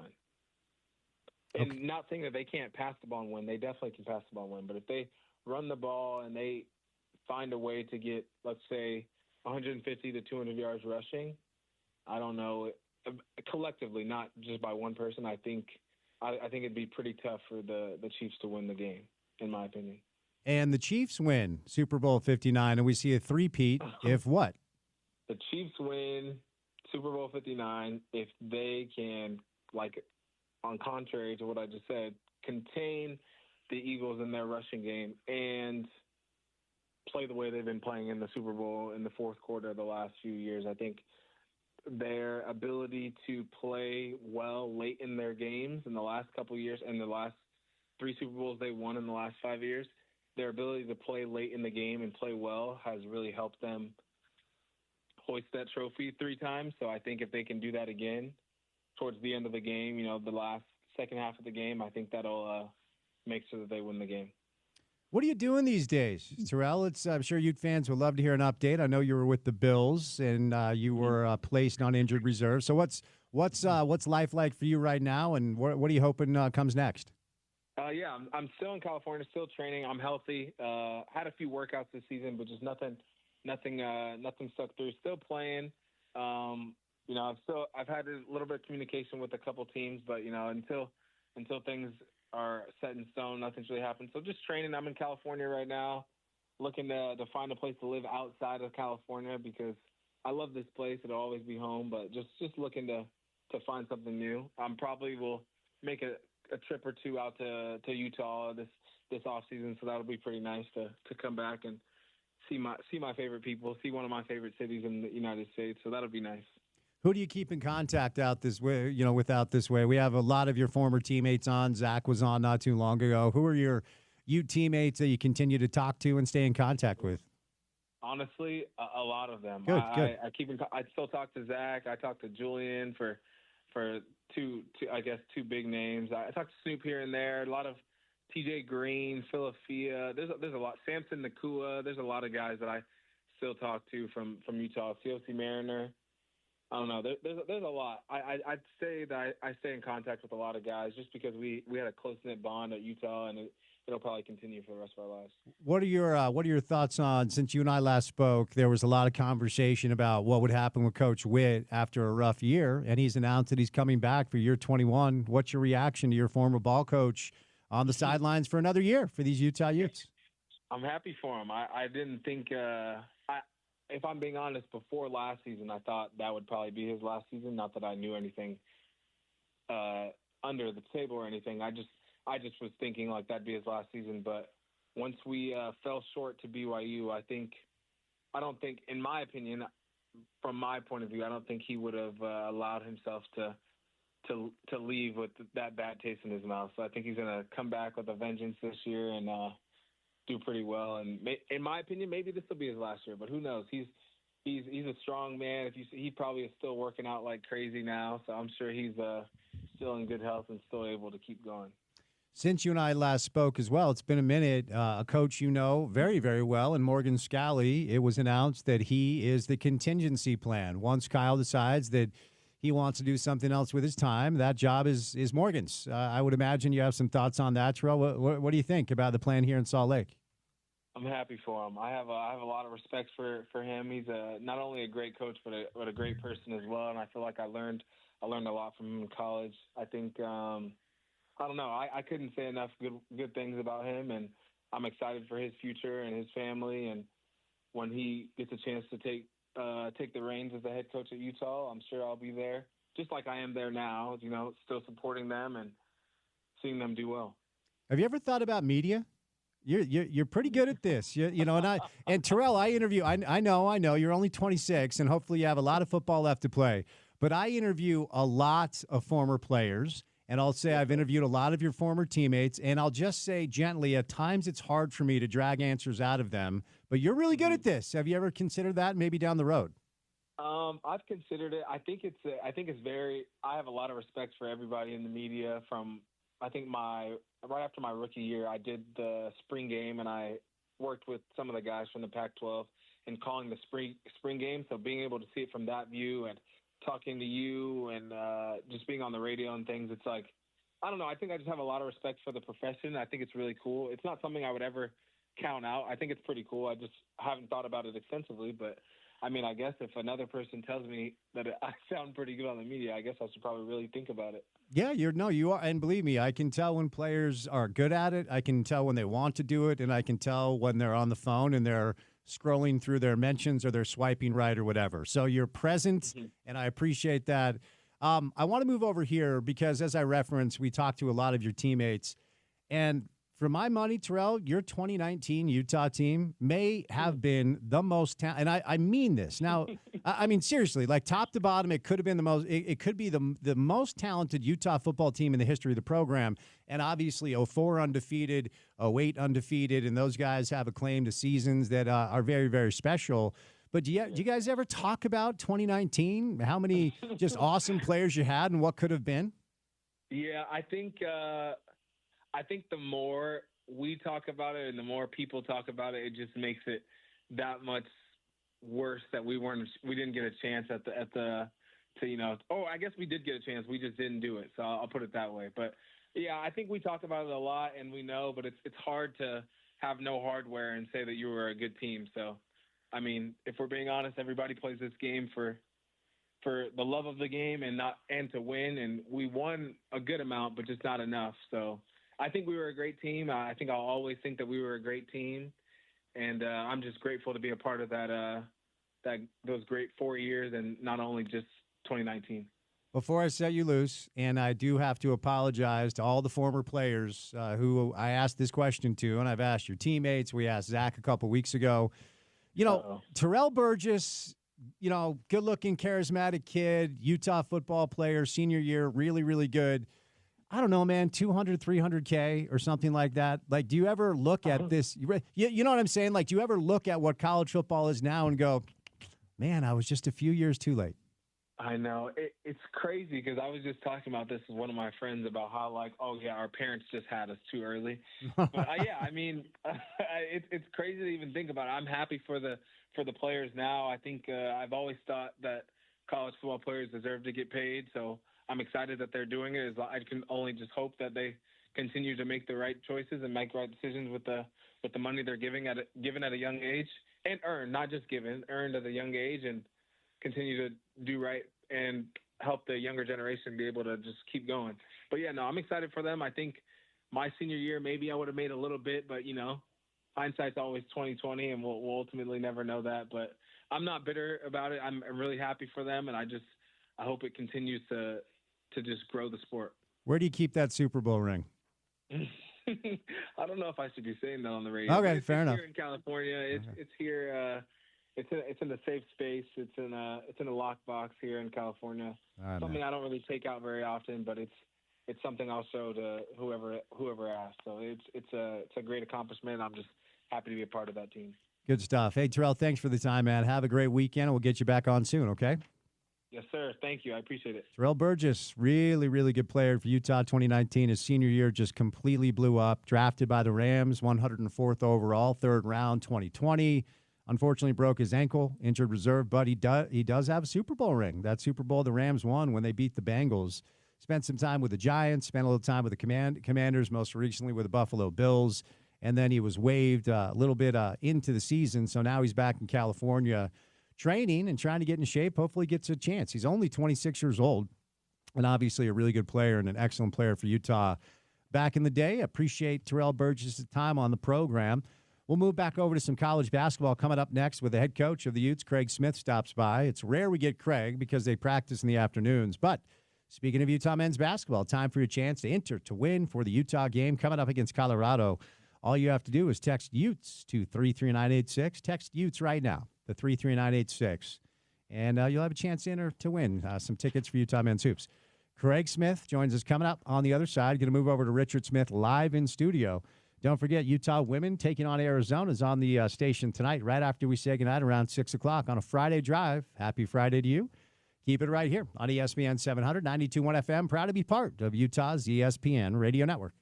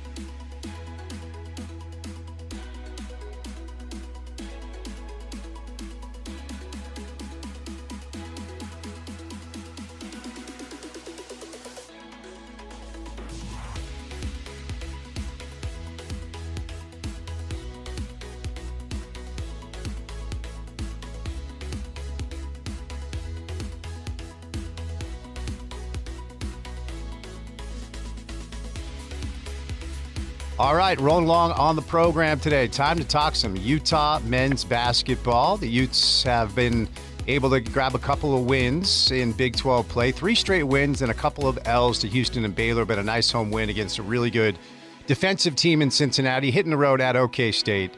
Our next guest, good enough to give us some time. It's rare for us in the afternoons because they practice. The head coach of the Utes, Craig Smith, on the program. Craig, how are you, sir? I'm doing great, Spence. How are you? I'm doing well. Appreciate the time. It's pretty rare for us in the afternoons to get your time, so we appreciate it. So let's start just big picture now. You guys are 20 games in. Overall, you're 9 games in the Big 12. What do you like? What are you working on? Your thoughts with your team through 20 games, Craig? It's hard to believe we're already at this point. Play Oklahoma State, like you said, 2 o'clock on Saturday, and we'll be halfway through conference play already. So, it's gone really fast. There's been some really, like any season, there's been some really good moments and some hard moments. It's been preseason, we're going to pick 16 out of 16. Obviously, you don't want to be picked in last place, but there's nowhere to go but up, I guess, from that perspective. But, we had a great summer this year.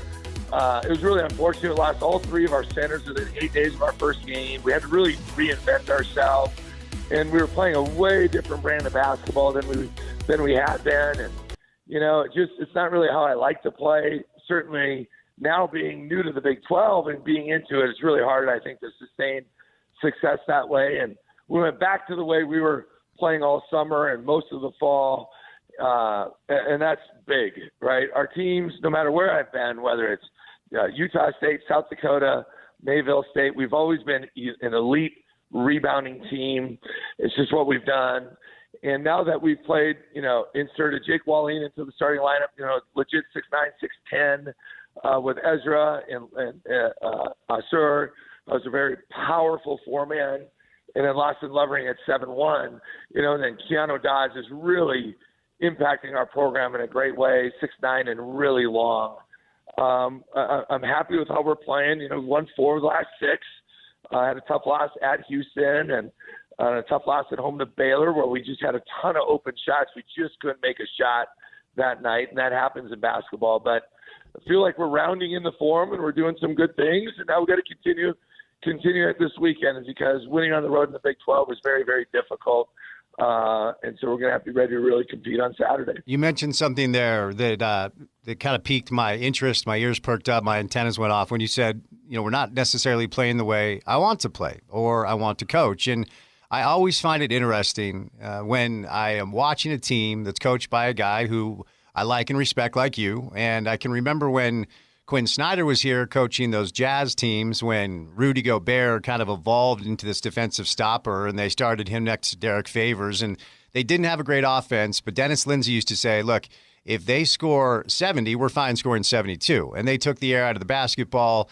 And I always wondered, and I asked Quinn, I was like, is this the way you want to coach? Is this the way you want to play? He said, no, it's the way we have to play based on our personnel, right? And then ultimately, Donovan's drafted, he takes off, and then, they acquire a bunch of good offensive pieces, and Quinn changed the way they played, and it was the way he wanted to coach, and it was the way he wanted them to play. But how much of your approach, Craig, is catered to the personnel, and how much of it is, okay, this is the way I believe basketball should be played? Well, certainly you got to, as a head coach, it's really interesting. You got to be who you are. There's so many ways to win in basketball or football or volleyball or whatever it might be. But I think as a head coach, you got to really have the security to know who you are, what you believe in, try to recruit to that. At the same time, it's like for me, I've always had to be at, situations when I've gotten hired that maybe weren't the quote unquote sexiest jobs, or there were harder jobs, or certainly, I've always been hired at a place where they had been struggling. And fortunately, we've been able to flip it around. So I've always had to kind of adapt and adjust based off your personnel, right? Based off your best players, who's got talent. So you got to be able to fine tune some things offensively, certainly defensively as well. Paul, the great, obviously he's passed away, but the legendary football coach, Paul Bear Bryant, I can't always tell you what a great player looks like, but I can certainly see it. And the first thing you got to do is get those guys in the game. And so, I've always remembered that quote and thought about it. You just got to find the talented guys that are all about the team, that have grit, toughness, things that you value, and then you figure it out. And I really value defending and rebounding. And I just think it's a mentality thing. It's a toughness thing. It's an edge thing. It's a way of life. You can't do it some days and not other days. And showing up, go to work when you don't feel like it. Whatever, you got to put the time in. You got to work hard. I just believe in those things. And so, we had some success earlier. We were shooting a ton of threes, too many for my liking. Not that I don't like making threes, right? But it just, the Iowa game, I got a little in Baylor, at Baylor, and it was like, all right, we're going back to what I believe in, who we're about, what we got to do. And then, being what's easy to forget, this is our first year in the Big 12, and every league is a little bit different. And so the Big 12 is certainly different than the Pac-12. I had 2 years in the Big 10, right? The Big 10 was more like the Big 12, back then. And so you learn, what do you got to have? What are things you need to have? Where are we strong? Where do we got to get better at? And then what scheme do you have to have? Because there's just so much playmaking in this league. But it's awesome. I'm so glad we're a part of it. So anyway, going back to your question, you have to adjust your personnel. But if it's not necessarily who you are, that can be a difficult thing. And so every coach has a little bit different style and what they believe in it. You got to be confident with it and roll with it. And I like what we're doing at this moment in time. So I want to talk conceptually for a minute. It's just some of the concepts surrounding Gabe. And, I talked about this on air last week, and I caught a little pushback. I'm not saying that Gabe is Stephen Curry, okay? I'm not saying that. But what I'm saying is Steve Kerr oftentimes talks about, hey, I want Steph to shoot 5 to 7, quote-unquote, bad shots a game, right? I don't mind him forcing up some shots because every night, every team, he is the first page on the scouting report. And Greg, as you know, everybody sells out to make sure Gabe doesn't have space.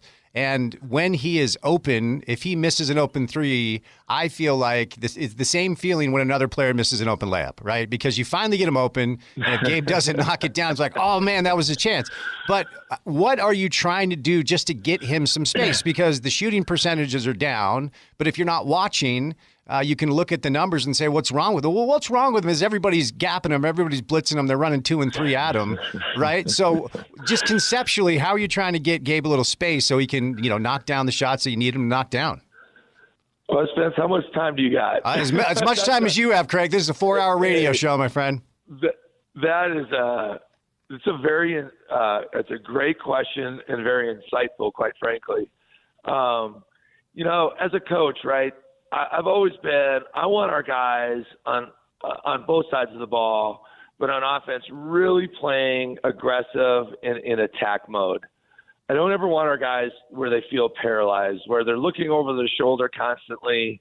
You know what I mean? Is this a good play? Is it not? Because then I just think I've just been around guys like that, and I know what happens.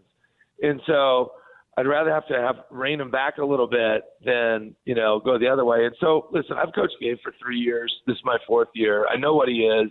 I know who he is.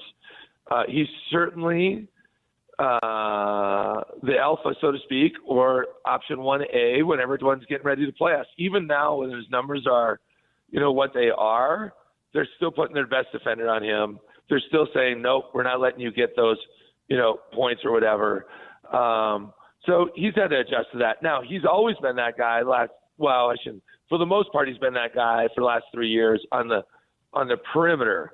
But we've been able to play a little bit differently in the last few years. So, listen, do I want him firing terrible shots? No, not necessarily. However, I want him aggressive. So if he's going to take, he's going to take a couple bad shots here and there. It's just what it is. When I first got hired at Utah State, I used to have to tell Sam Merrill, because he was I got to make the right play. I got to make the right play. In his mind, the right play was always, if I'm done, boom. And I was like, Sam, look around. This team needs you to be super assertive and super aggressive. And so every now and then a bad shot, what you would deem a bad shot, is probably better than, a cleaner look by somebody else. And what I was telling him that is he was so engrossed in making the right play all the time, and I just wanted his mentality being a little more assertive or aggressive. And certainly after that, I didn't have to tell him too many times, right, in a lot of ways. And look what happened that way. So you got to know your guy. You got to know your team. But I want our guys aggressive, not looking over their shoulder. Now, at the same time, with our team, I did have to really address that, specifically after the Texas Tech game at home. I just felt like we were having too many guys just chucking up shots, and our shot selection was, I would deem, below average, right? And we just had to pull the reins back because we just were teams didn't have to defend us. It was 2 and 3 guys getting all the shots, and I just felt like our team wasn't built like that. And to our guys' credit, we've done a way better job with our shot selection, including Gabe, and what he's done. And he's still going to peel out, which I want. He needs to get shot. It's just a matter of time before he gets out of this slump. I just know it. And the other night, he showed some real signs. Went to the free throw line 8 times, 7 for 8, made a monster shot with under 2 minutes to go to put us up 2. It's just a matter of time with Gabe. And then he just looked like, sometimes when you got a fifth-year senior, they feel like they got the weight of the world on them. Like, one of Gabe's superpowers is he can just let things roll right off his shoulders and just go play basketball, just go hoop.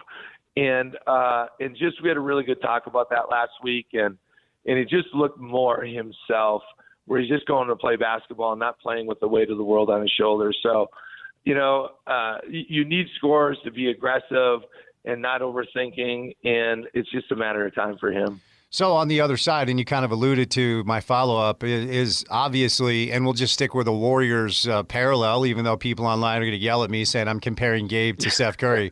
But ultimately, it's not just about a shooter like Gabe and the attention that he mandates. It's also the space that allows your other players because of that gravity. So how do you take advantage of that? Because you referenced at times maybe the shot selection hasn't been great. Hunter in the BYU game took advantage of some space to knock down some big-time shots. So when Gabe is mandating all this attention and there's all this space due to that gravity, how does that benefit your team, and how do you take advantage of it? Oh, it's huge. I mean, obviously, he has the respect of all of our opponents, and they're going to put their best defender on him every game. Best perimeter defender is on him every game. When he comes off a ball screen, they're almost always blitzing him or trapping him. And so now that creates a seam, because on offense, when you can get 2 guys to the ball, you're creating an advantage. It's all about advantage, disadvantage, and you're creating an advantage for your team. And so now that you got 2 guys to him, you're playing 4 against 3 once he delivers that ball, whether he pitches it to the next perimeter player or whether he hits the short roll, right? The short roll is the guy that sets the ball screen. And Lovering is an elite passer, so when we can get him the ball in the short roll, that creates a real advantage for our offense. Or he throws it back, and now we can look inside or skip opposite and play.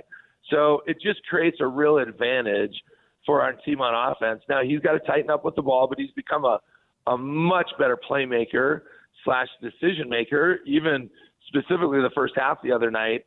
Oh, my gosh, every time he touched it, they were sending 2 guys to him, essentially, and he was able to make a lot of the right plays that led to a lot of easy dunks and wide-open threes for us. So just the threat for him, and it creates spacing, right? Spacing is offense is spacing, and spacing is offense. And if you don't have good spacing on the floor, or if you can pick a guy or 2 out there that maybe can't stretch the floor, now you don't really have to guard that guy, and you can really plug up the paint. And so he creates advantages just by simply being out on the floor. And the last thing I'll say about Gabe, he's such a selfless guy. 2 things. He's such a selfless guy. All the dude cares about is winning. He just wants to win. Doesn't care about, he had a lot of opportunities to go other places for more money over the summer. And he's like, Coach, I am a running you. This is where I want to be. Right, this has changed my life. I love being here. I love living here. I love playing in this program.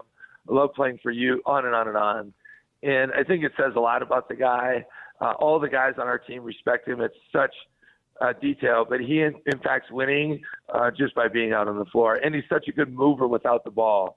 constantly moving, which frees up everybody else on the floor. So I referenced the BYU game. I was there with some family, and it was just, man, I was a student at the U, and I told you, Craig, the first time I interviewed you after you took the job, I was not going to bring up Rick Majerus every time you came on the show, so I'm not going to do that. You did tell me that, but you can. I'm used to it. But I'll just say this. I mean, when I was a student in the late 90s, we planned our weeks around basketball games, and the BYU crowd, for the first time, in my opinion, felt like I was back in school, 20, 25 years ago. And you said after the game, fans impact winning, and you are absolutely correct. So give me your thoughts on what it was like that night in the building to feel it like that, and what it would mean to your program if we could get that going more often than not. Well, it means a ton. And, listen, we all have responsibility. I have a responsibility as the head coach. I think we have a very exciting brand of basketball to watch. I think we have a lot of just great people in our program, but I also know fans want sustained success and to win. And, that night, and there's been some of those nights. I mean, of course, last year with BYU as well, and they were ranked when we played them, I forget, top 10, top 15. When we beat Arizona was ranked number 4 in the country a couple of years ago. That was a really good crowd. And that was, I think, the night before our football team played in the bowl championship in Las Vegas. But fans impact winning. I don't care what anyone says. Players got to go make the plays. Coaches got to put guys in the right position, recruit, championship level players, right? There's a lot of facets that go into it. Everybody impacts winning. And so, but when you come into an arena, and I remember I was an assistant in the Big Ten. The Big Ten, I'll never forget this stat. The Big Ten at that time, and I don't know where, this is 10 years ago, for I think it was 26 straight years, led the country in attendance. And guess what? They also, for 25 of those 26 years, had the best home winning percentage within league play. Within league play in the country. So, and what's Big Ten country? Well, it's cold. It's more in the north, right? There's not a lot of crazy, things to do because people want to be inside. So what do? They go to sporting events. That's what they do.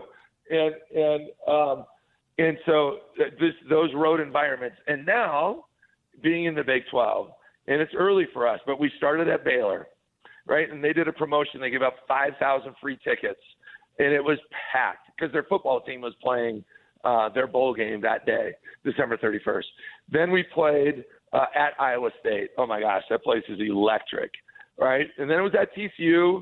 Not quite, but it was still a good home court, and we played well that night and won.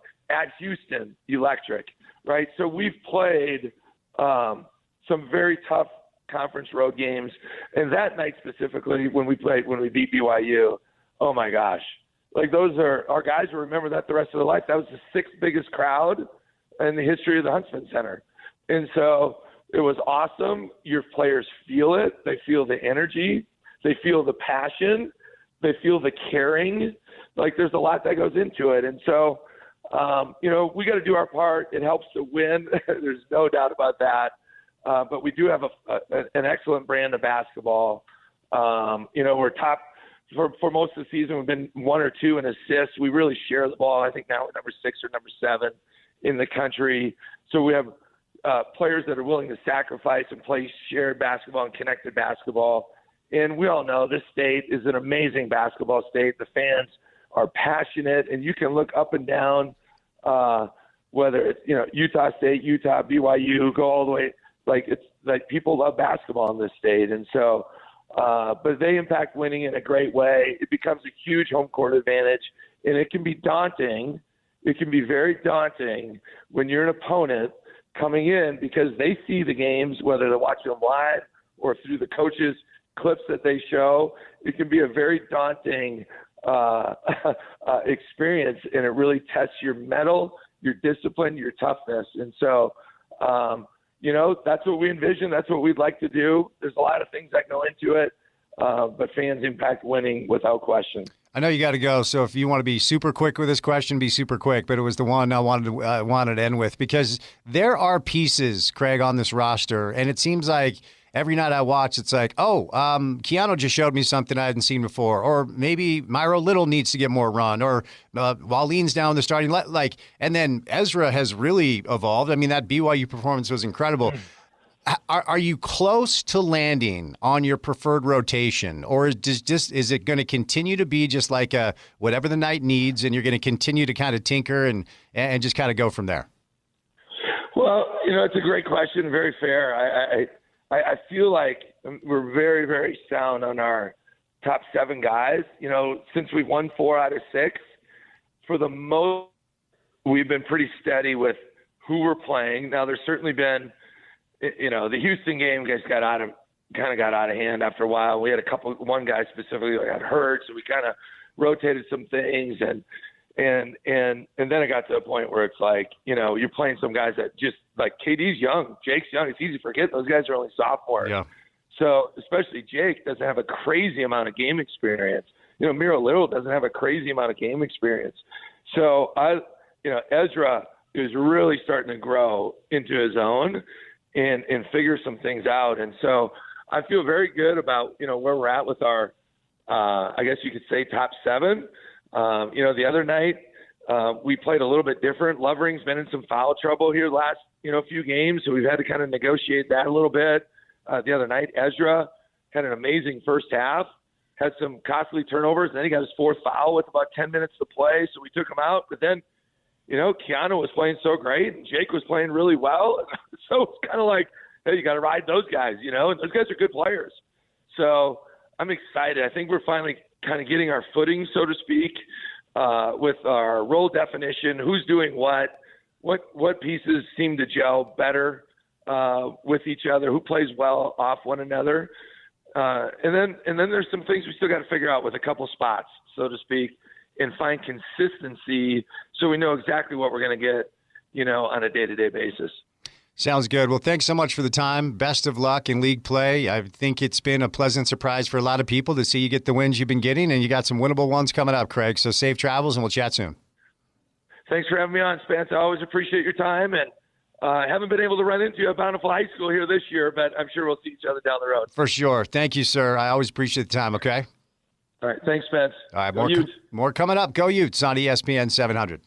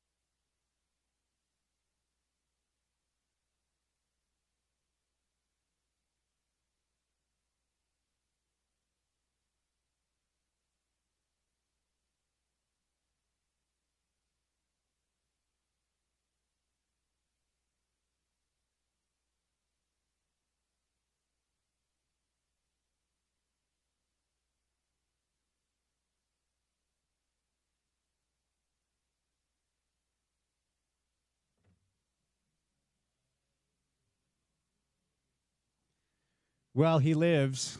He lives. It's been way too long. I thought he ditched us. I thought he decided that he was done with the media portion of his long and prosperous, well-decorated career.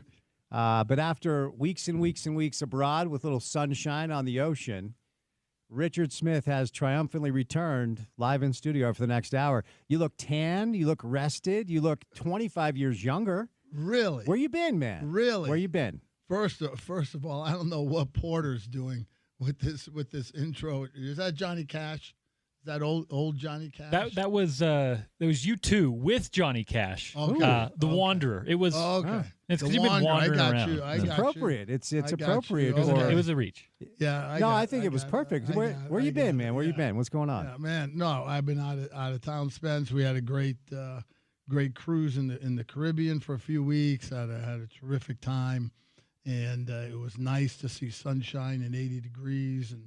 And one of the best parts of having a trip like that is every now and then you're sitting near the pool, you're sitting up in the sunshine, you look at your phone, and you get on the weather app and it says Salt Lake snowing and 23. Yeah, now you're just rubbing it in. And you're going. You're not endearing yourself to anyone around here. You know that. This is why I'm doing this. Yeah. Now, that's great. Now the flip side is you get off the ship to go to the airport to come home, and you're sitting.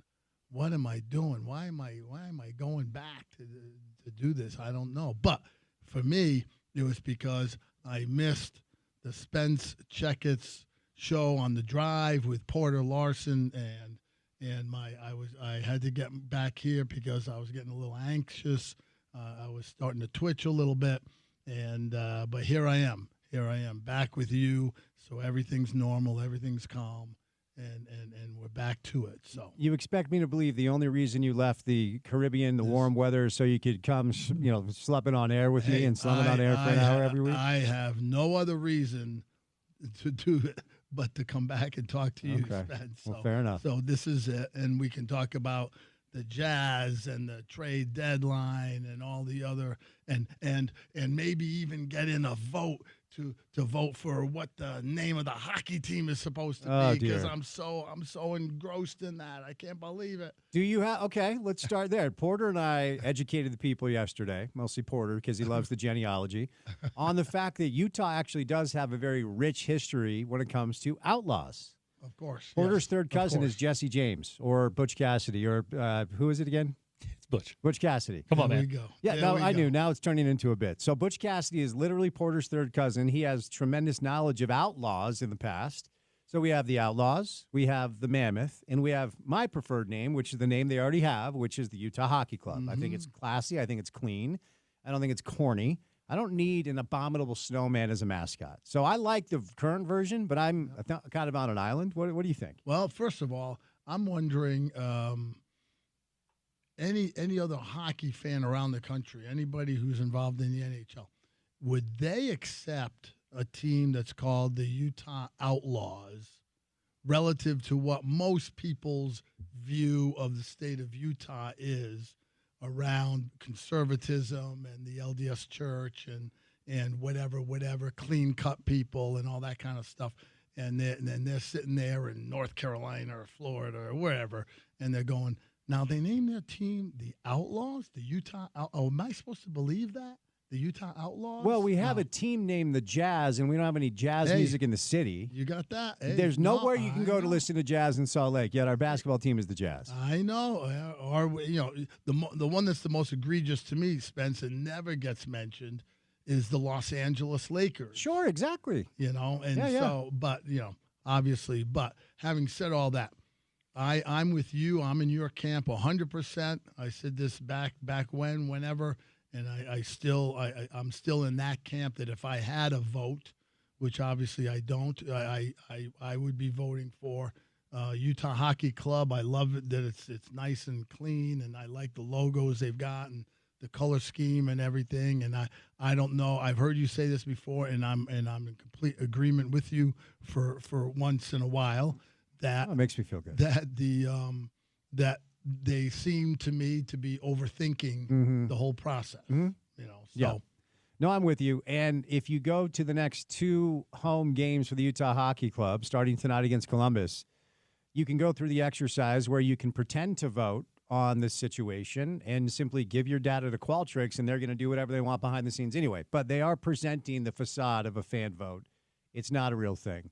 But we'll see. We'll see. It's been fun to have the hockey team here. Sid the Kid was in town the other night, scored a game-winning overtime goal. And, we're not going to do a lot of hockey, but I do find myself, just kind of laughing, shaking my head when the Rangers come into town or the Blues come into town or Alex Ovechkin is here, or Sidney Crosby is here. Like, it is pretty remarkable that they were able to get this thing done with only a few months turnaround. Well, that's the miracle, Spence, and Ryan Smith and his group at SEG, like how they came to an agreement with the NHL from March, putting in a letter of intent that they wanted to try and purchase an expansion team at some point to the next month in April with Gary Bettman coming to Ryan Smith saying, hey, can you do you want to get involved like next Tuesday? And they go, what are you talking about? And the Arizona team comes here and bing, bang, boom. They're in the middle of a season this year with all of that. That to me is nothing short of a miracle of just getting it off the ground and getting it going and all the stuff they've had to do. All the people who I know behind the scenes over there at the Delta Center who have scrambled and done the very best they can to get this thing going, and the fans are responding and the team is competitive and all this kind of stuff. It's just, it really is a marvel that they've gotten it to this point so quickly, and you have to give them a lot of kudos for that. No doubt, no doubt. All right, since you and I last spoke, several interesting scenarios have unfolded, not just in Jazzland, but in the world of pro basketball. You were one of the first people I thought of when the alert came down on my phone that the Jazz had made a trade. Now, players are not involved, but it's an interesting thing to consider. There are 6 teams, Smitty, in pro basketball that own a tremendous amount of draft capital moving forward over the next 5, 6, 7 drafts. OKC, Oklahoma City's at the top. San Antonio, it's Utah, it's Brooklyn, and I think it's Detroit maybe? There's one other team that has so there are 6 teams total that control multiple picks throughout the course of the next 5, 6, 7 drafts. So let's dig into the deal. Then let's talk about whether or not you think this is going to become commonplace. So Utah sends 3 picks, 3 first-round picks to Phoenix. All 3 picks are the least favorable of their picks, Minnesota's pick and Cleveland's pick. So they obviously have done their calculation on the Cavs, certainly, and they've said this year that's going to be 29-30. 2 years from now, they're probably going to be really good. Then 4 years from now, nobody really knows, but the least favorable of all 3 might be in the 20s as well.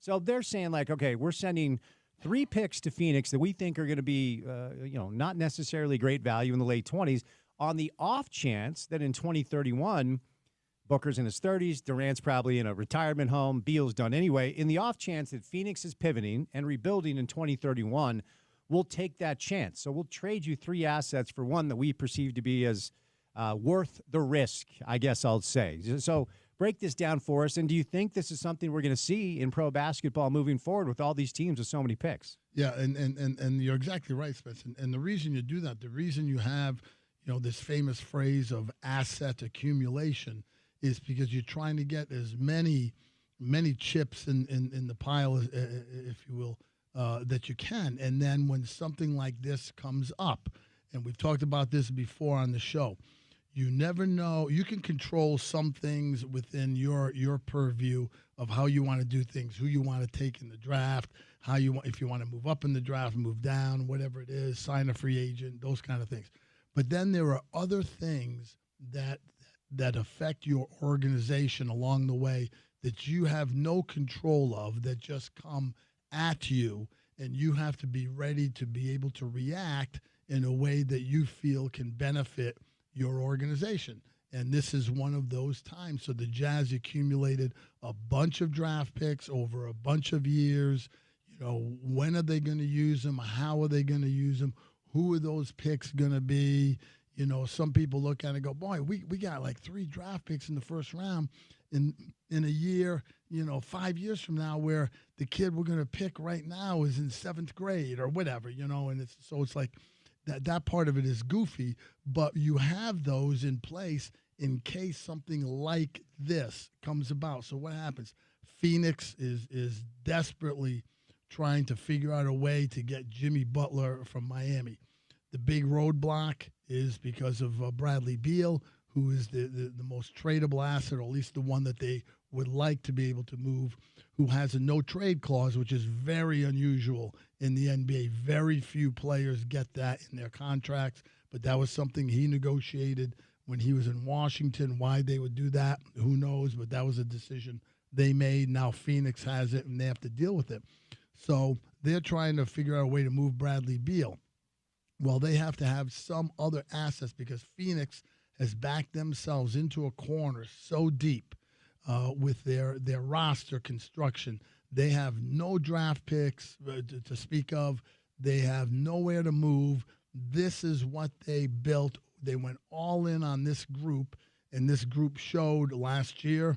They get beat in the first round by Minnesota. This year, they're struggling to just hopefully get out of the play-in thing if they can get in the top 6. But that's not what they're supposed to do. They believe they're supposed to be one of the top 2, 3, 4 teams in the West. It's not working out to this point in time.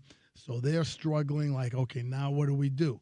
So the only thing they can figure out at that moment is, can we use an asset way in the future, meaning the 2031 unprotected first-round pick, and get multiple assets for that? The Jazz are waiting in the weeds. They come up, they raise their hand in the classroom. Yeah, we have 3 draft picks. We'll trade you. And Phoenix goes, okay, 3 for 1. Okay, we'll do that. So the Jazz figure, okay, we've got all these picks. That's why we have them, so we can roll it into something else that we think might be more valuable way down the road. Will it be?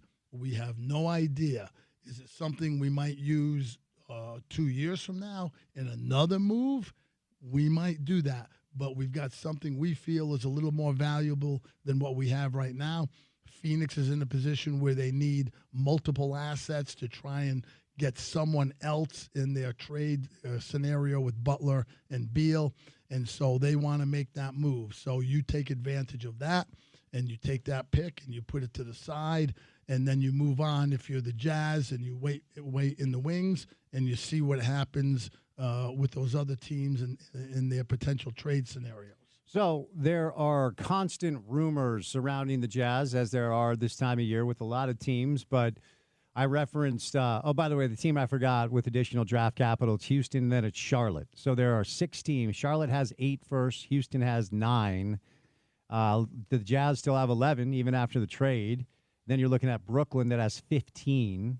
You're looking at San Antonio that has 12. And Oklahoma City has 13 incoming picks, 10 that are tradable, and they're awesome. So that's difficult. Sam Presti's done a hell of a job. But every time somebody talks about this trade deadline, they talk about John Collins potentially to Sacramento. They talk about Colin Sexton. The Lakers are the worst because every player that's available that might fit in, it's like, hey, the Lakers in on Colin Sexton. I don't know. No idea. And then obviously Jordan Clarkson's another name. What are the conversations behind closed doors, Jazz front office right now, weighing what to do with some of these pieces with $27 million in cap space and a bunch of draft capital too? Like, what do you think they're discussing prior to February 6th? Well, first of all, they've gone in this season, right, with the idea that they're going to try and develop all these young players. And whether you believe they're doing that or not, whether they're making progress or not, everybody has an opinion about that. The bottom line is they're not winning, and they're not going to win this year. So they recognize that. So they're going to try and do anything that either helps them moving forward in terms of a draft asset or maybe a good young player if one comes available, or to try and shed some more money. So they don't care if they have John Collins on the roster a week from now. They don't care if they have Jordan Clarkson on the roster a week from now. It doesn't matter to what they're doing now. So if they can find a place, a landing spot for any of those kind of guys, I was partially, but now I'm all in, Spence, on being a Colin Sexton guy.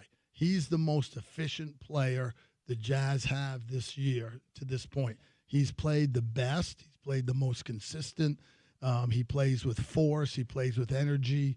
I like the way he carries himself on the floor. He's one of the few guys who brings energy and some level of toughness to the roster. So for me, you take Markkanen, you take Kessler, you take Sexton, you put those three guys to the side, okay? Anybody else is fair game. Anybody else, especially if you can make a move to get rid of some money, whether that's Clarkson, who's making 14 this year and 14 next year, or whether that's Collins, who's making 26. If you can move those guys to some team that wants them, that values them in a way that they think they could help them somewhere in some kind of a playoff drive, then you look to do that kind of thing to get some kind of an asset, a future draft pick, or another young guy or something that's making less money, whatever it is. You do that kind of a move to set yourself up for the kind of stuff that you want to do this coming summer and beyond. Because this year you're not going anywhere, so it doesn't matter. So you're trying to figure out something that makes sense to add to what you're trying to build in terms of opportunities going down the road. Let me follow up since you referenced Colin Sexton, and you like what he's bringing. He's 27 years old, or excuse me, 26 years old. And I always kind of chuckle because we talk about Colin and John as if they're in their late 30s because they're not Keontae or Isaiah or whatever. Like, he's still very much a young player that's entering his prime. His splits on the year, about 18.5 points, 3 boards, 4 assists. And when you look at the shooting percentage, he shoots 48% from the floor. He shoots 42% from 3 and takes almost 4 threes a game, which I never thought it would be his deal. So he's put in the work. He's improved a lot. And we always have this debate, and I have a couple of other names I want to kick the tires with you on, but like the debate, anytime I go on another show, another podcast, and they want to talk Jazz, they all ask me the same question: who's around when they're good? And I've always said, well, Markkanen for sure. If they can surround him with people. Lowry's part of the future. I think Walker is too. Is there a debate in that front office room? Like, hey, maybe Colin is part of this too, based off of what you've seen? Sure, I would say definitely, because what he's done, he's always been a tough guy. He's always brought energy. His issue early on in his career was his turnover rate and also his susceptible shooting. Now you look this year, and again, it's half a year, so we see how the rest of the year plays out. But on a team that's struggling, a team that's having trouble winning games, a team that's having trouble finishing games when they're in the fourth quarter, and it's still, in the balance, and they have trouble doing those things. Sexton is the one guy who has shown during this year so far that he can be counted on to make good decisions. He can be counted on to make a play when you need to make it. He's one of those guys who just plays hard every night and has improved his shooting to the point where you say, well, now that's serviceable, meaning he can help a good team in terms of how he plays. He's not going to be the main guy, but he can be a third or fourth or fifth guy on a team that is trying to have some level of sustainability of winning. So you might be able to move him, maybe you do, but at his age, the way he's improved, he looks to me like a guy. That's the kind of guy I would want to have around, not only because he's shown that he can get better, but because of the energy he brings. The Jazz don't have a lot of guys on their roster who, when they come on the floor, you go, okay, now we're going to see something. That's for sure. We're going to get up into a guy. We're going to run a guy down from behind. We're going to step in and try and take a charge. We're going to push the ball down the floor from end to end, a full blast. They don't have many of those guys, and Sexton is one of those guys, and he's always been that. Now you put in this component that if his shooting, if that's a real thing, and he can keep it around that 40 mark from 3, and he's an excellent free throw shooter, and he's making better decisions, then he's a guy who's increased his value and has increased his ability to be able to help you in a winning effort. See, that's what they're trying to see about all these other young guys they've drafted the last 2 years. Are any of those guys, whether it's a Keontae George or a Sensabaugh or a Collier, they're all young guys. Can any of them show that they can make those incremental steps of improvement like Sexton has here in the first part of his career to show that they can contribute to winning. That's what they're trying to find, with this younger group of guys. But to me, they've got a guy they found who has shown he can do that in Sexton. And I would be surprised if that's someone that they didn't want to keep around. Okay, so let me kick the tires with you on a rotational decision Will has made that I think actually means something. I mean, oftentimes, like maybe Drew Eubanks gets another 10 minutes. I don't give a rip. It doesn't really matter if, like, Walker's out. Is it going to be Filipowski? Is it going to be Eubanks? Like, Svi Mikhailuk against Johnny Juzang. All right, whatever. But over the past 4 games, Keontae's coming in off the bench. And Isaiah Collier has started now 13 times. So I want to break this down on a couple of different angles, then give you the space. Because I do believe if you're Will Hardy, if you're the Utah Jazz, you have to figure out who Keontae George is really as a rotational piece in this league if he's going to be around when you're trying to win. And I believe Keontae's role in pro basketball is going to be a lot like Jordan Clarkson's has been. Colin Sexton is in this, kind of same type of role for a good team, a guard you can bring in off the bench that can score. Keontae is one of the worst defensive players on the team, and they're second worst in defense in all of pro basketball. And Will has been very front-facing about we need more from Keontae on defense. He's just not a lead guard. He just isn't. He doesn't make great decisions. His shots profile isn't great. His percentages are down. But we do have a bit of a sample size. So in 4 games as a reserve, Keontae's at about 14.5 points, about 4 boards, 5 assists. The shooting splits are just not good, no matter if he started coming off the bench, about 40% from the floor, 23% from 3. And on the other side, I'm starting to like what I'm seeing from Isaiah in a way that I don't think I was expecting. So 13 games as a starter now for Isaiah Collier. He's at 11 points, 8 assists, 3.5 turnovers, which was way too many turnovers, 23% from 3. He's got to improve the outside shot, 43% from the floor. But you like 8 assists, you like 11 points. And almost 5 boards. He's a big kid that can get downhill and makes better decisions, I think, than Keontae does. So attack this from both angles. What we've seen now from Isaiah as a starting lead guard and what Will's trying to do by bringing Keontae off the bench. Yeah, well, I think that first of all, the Collier kid, he's a young kid, but he's always been a point guard. So he's always had the ball in his hands. He's always been making decisions. Now, when he was 16, 17, 18, he was the bully on the block. He was bigger than the other kids, so he could blow by guys. He could overpower guys. He could get in the lane. He could get to the rim, and he's always had a decent feel for finding guys on the move. Early on in this year, he's been very turnover prone. He makes wild passes. Sometimes I've seen him make numerous passes that go right over guys' heads into the 4th row of the stands, literally.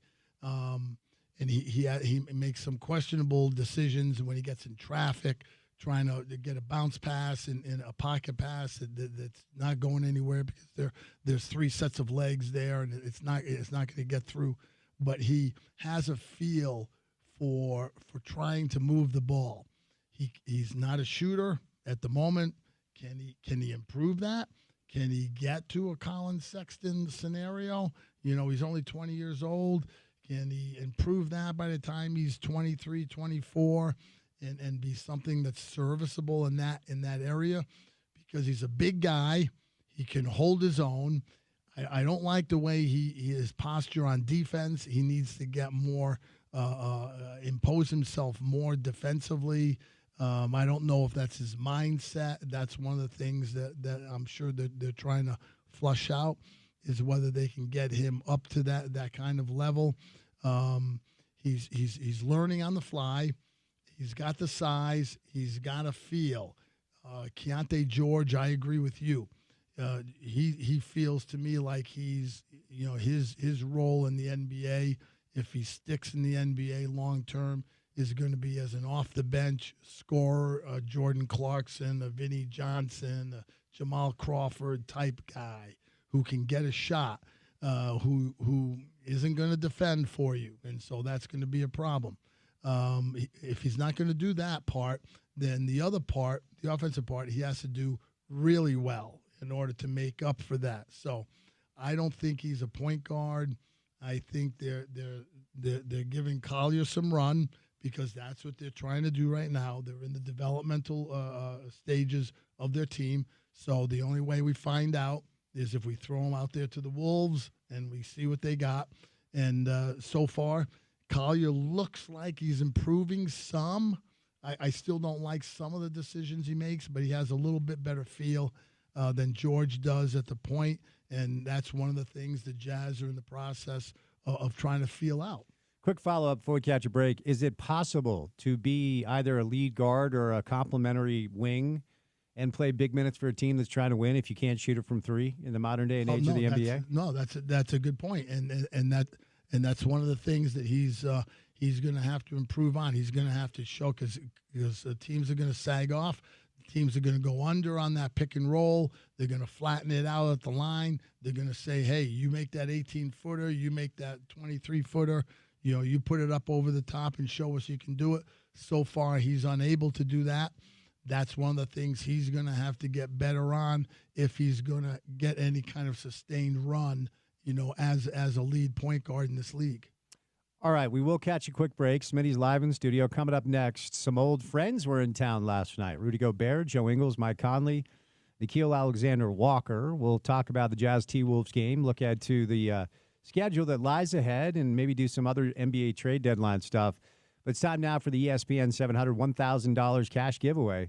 Get $1,000 to pay your bills. Text PAY right now to 508-777-1000. Text PAY to 508-777-1000 for a chance to win $1,000 in cash in this nationwide contest. Good luck from all of us at ESPN 700. All right, before we catch a break, new year, new you, new budget. Save a grip of money on the following things: internet, wireless, cable television, and the like. Dial 801-424-DISH. What's going on, Ryan? Spence, thanks so much as always. Great opportunities right now with the offers that we have. Listen, you're paying too much. Your bill just went up. Call up and see the amazing offers that we have. This offer right now with Dish where you get a 2-year promotion, 2 years of credits, and then they stack the Netflix offer on there. Guys, I'm so glad they extended this, and we only have it for a limited time, so act now. But, guys, listen, Netflix, you probably have it. And if you didn't know, the price just went up just like it did on YouTube and Fubo and cable and DirecTV and fiber. Everything's going up, and we're going to see it again. We're going to see a couple more increases in the next 6-8 months and a couple more after that. So, listen, we'll lock you in on a price, get you a price guarantee, plus we'll cover the cost of Netflix for the next 2 years. That's worth $431 by itself. Every day I get customers calling in, we get set up, and they save thousands. Now, it's up to you. Do you want to just throw away that money, or do you want to upgrade and get the best system, get the best price? We've got great internet options out there, too. Fiber at $35 to $45 a month. We've also got this phone deal where Boost Mobile is building this network, and they're actually piggybacking on the biggest wireless provider in the nation's towers. And, guys, I'll tell you, we had a customer came in the other day, just on the wireless, couple phones, couple tablets, we set them up. It was $130 a month cheaper than he was paying for another provider. And he got a brand new iPhone 16 Pro. It's easy and simple. There's free stuff, free phones, free credits, Netflix free. In fact, maybe you even got a gift card from Dish. You don't even know about it. We'll look that up and see. We can add that on top of the promotion. But you got to do one thing, 424-DISH. Call us now, 801-424-DISH. All right, there he is, Ryan from the Dish Pros. More with Smitty coming up next right here on ESPN 700.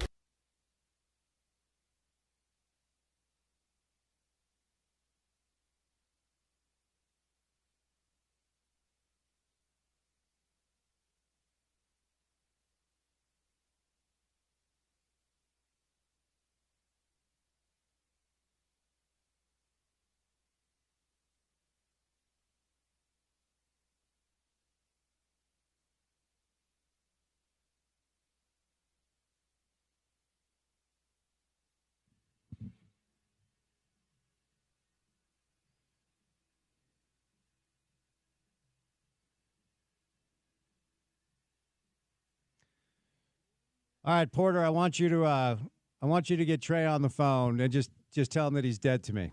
That's all. You can text him. Just say, hey, you're dead to Spence. Can you do that real quick?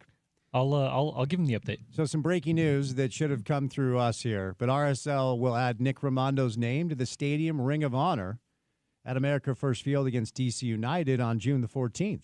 Nick, he started his career. He just played for DC. Then RSL traded for Nick Rimondo after their starting keeper, Scott Garlick, retired to take a real estate job. I was just say, it wasn't the story. Yeah, he got a real estate gig. Scott Garlick. Yes, no, I'll never forget it. This was kind of my intro to MLS. We're in a staff meeting, and the general manager at the time gets a text, and it's like, hey, your starting keeper, Scott Garlick, has decided to retire because he got a job in real estate. I was like, wait, what? MLS has come a long way. It has, but we had to pivot, trade for Nick Rimondo, who became the Wall of the Wasatch, and so he'll have his name on the Ring of Honor. So excited for Nicky. You got a hot Nick Rimondo take for us, man? That is so well deserved. He was such a stable force for RSL for over a decade, and what a great guy, and still in the community, active in the community, and that's a great and deserving honor for Nick. Can you imagine sitting in a meeting with Scott Layden and the Brain Trust back in the day, and suddenly you get a message that Antoine Carr is retiring because he got a good job selling homes? Hey, but the question would be, Scott got into real estate. Was that making more money than he was making for RSL? This was MLS in 2007. Yeah, right. I mean, absolutely. And I believe it's worked out very well for Scott, who's a very smart, very nice guy. Yeah. I mean, so, hey, that's all, Spence, that's all part of the real world stuff. And, it was another generation ago, of course, but, back in Jerry Sloan's day when he was playing in the 60s and 70s, most of the star players in the NBA had other jobs in the off season that they did to supplement their income because they didn't make that much money at that time.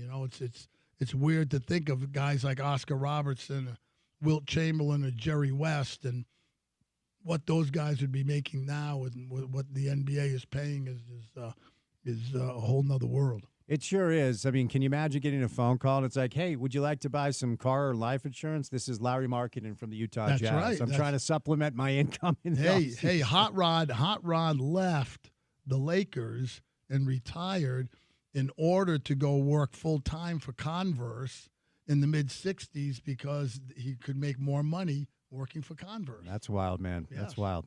All right, we won't do anything on the All-Star. Let me just ask you this. Yeah. The new All-Star game format where it's going to be these All-Star players from either conference broken up into 3 teams, and they're going to have a little mini tournament, and the 4th team will be the winner of the Rising Stars Challenge. Does this do anything at all? Do you think it raises the interest? I only bring it up because for NBA fans of a certain age, All-Star Weekend once upon a time was awesome. You had Michael Jordan, Dominique Wilkins going up against each other in slam dunk contests. You had Larry Bird winning three-point shooting contests. You had 2 all-star teams that played hard. And when the greatest basketball players on earth show up and play hard, I am of the opinion that it's the greatest game. We just don't see it like we used to. Yeah, well, I don't know what this new format is going to do. I don't know if any, one of the things is when I was younger and you'd watch the All-Star game, there was some affinity for the guys in the West or the guys in the East, and you actually rooted for them. Now it's just a mishmash of guys. It's in some level of exhibition that's not really compelling, I don't think, to the average basketball fan. I think more attention is probably going to be made at the current moment right now about who didn't make the All-Star team, right? Whether you want to argue for Trae Young, who should be on the All-Star team, or you want to argue for Domantas Sabonis, who's for the 2nd year in a row has been the biggest snub to me. Like that's just unconscionable by the coaches, not to put somebody like him on the All-Star team for the way he works and the kind of guy he is and all that kind of stuff. But it's a few of those guys will get in anyway because some of the guys who got voted in, as always happens, somebody has an injury. Somebody decides at the last minute, I'm not going to play because I got to rest for the second half or whatever. So a few of those guys will probably get in anyway at the last minute. But it's always an interesting argument at this moment in time, after the several days after it's announced all the reserves, like who didn't make it and who should be in. So the Minnesota Timberwolves rolling to town last night. Whenever one of our former players comes into town, it's fun to kind of talk about and reminisce a little bit. Or 6 former players. Or several former players, certainly. But let's kind of go down the list here. And, when the Rudy Gobert trade went down, the narrative around the NBA was like, wait, the Jazz got what for Gobert? And I felt like I was the only voice pushing back saying, well, hold on a second. Let's wait and see, because better than anybody the way Rudy impacts winning when he's healthy and when he's right. Minnesota over the past couple of years has had a team that's like right there, kind of like you guys did with Gobert and Mitchell, but not necessarily a team that's broken through. They've been better as of late. Rudy, when you look at the numbers, more or less has been the same player for them as he was for you, a little bit of a dip. But, as somebody that was there when you drafted him and got to know him and watched him evolve from this gangly kid who could barely run up and down the floor to the best defensive player of this generation, how should we look back on the 9 years when we had Rudy here? Well, that was a team that grew together. Rudy came in. He spent 2 different stints in the G League. Like, little known trivia, Spence, his first G League coach, and one of my jobs at that time was with the Jazz was to go with our players if they got assigned to a G League team to make sure they assimilated okay and the team was going to use them the way the Jazz wanted to see improvement and blah, blah, blah, and all that stuff. But he went to Bakersfield, and his coach there was Will Voigt, who is now the lead assistant for BYU men's basketball with Kevin Young. And he was the guy who helped Rudy a lot in some of his footwork and post work and stuff at Bakersfield at that time. But Rudy worked his way up the ladder. We've talked about that before, and earned his place in the NBA that he has now, his standing, and that was through a lot of his own determination and hard work and wanting to be as good as he could be. And that team grew together. Dennis Lindsay did a great job of piecemealing, putting one guy after another, whether it was Rudy, whether it was drafting Donovan, was bringing in Joe Ingles, who had just gotten cut from the Clippers, whether it was getting Bojan Bogdanovic, all these guys, piecing together into a team that for a stretch over a 5-year period had the most wins of any team in the Western Conference, won 2 division titles, and 1 year had the best record in the NBA, stumbled in the playoffs, but had a team that was built to win at that time, and Rudy was a centerpiece of that.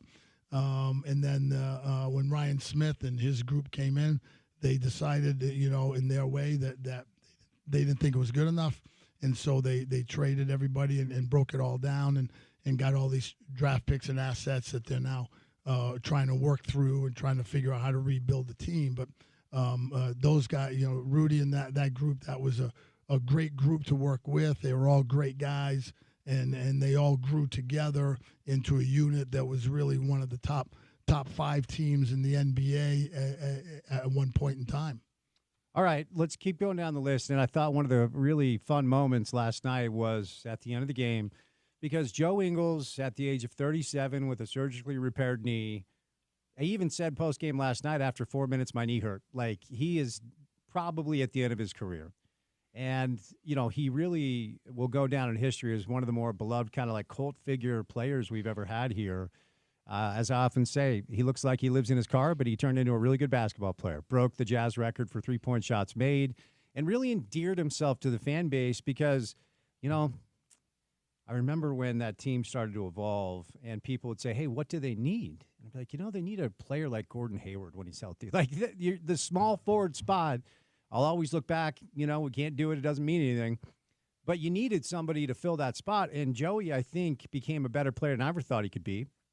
And the OKC series where he's messing with Paul George and shutting him down a little bit. So he rolls back into town last night as he probably exits stage left after this year to go down. His wife and kids, Renee and the kids, are in Orlando. They stayed there as he is in Minnesota. I'll kind of ask you the same question, as you watched Joe go from who I called on air, Dante Exum's babysitter when you signed him, to a legitimate starting very good small forward for you guys. What was that process like? No, he was Joe came in. He was a very good player. One of the mainstays of the Australian national Olympic team for a lot of years. Played over in Europe. Had a few good years over in Europe.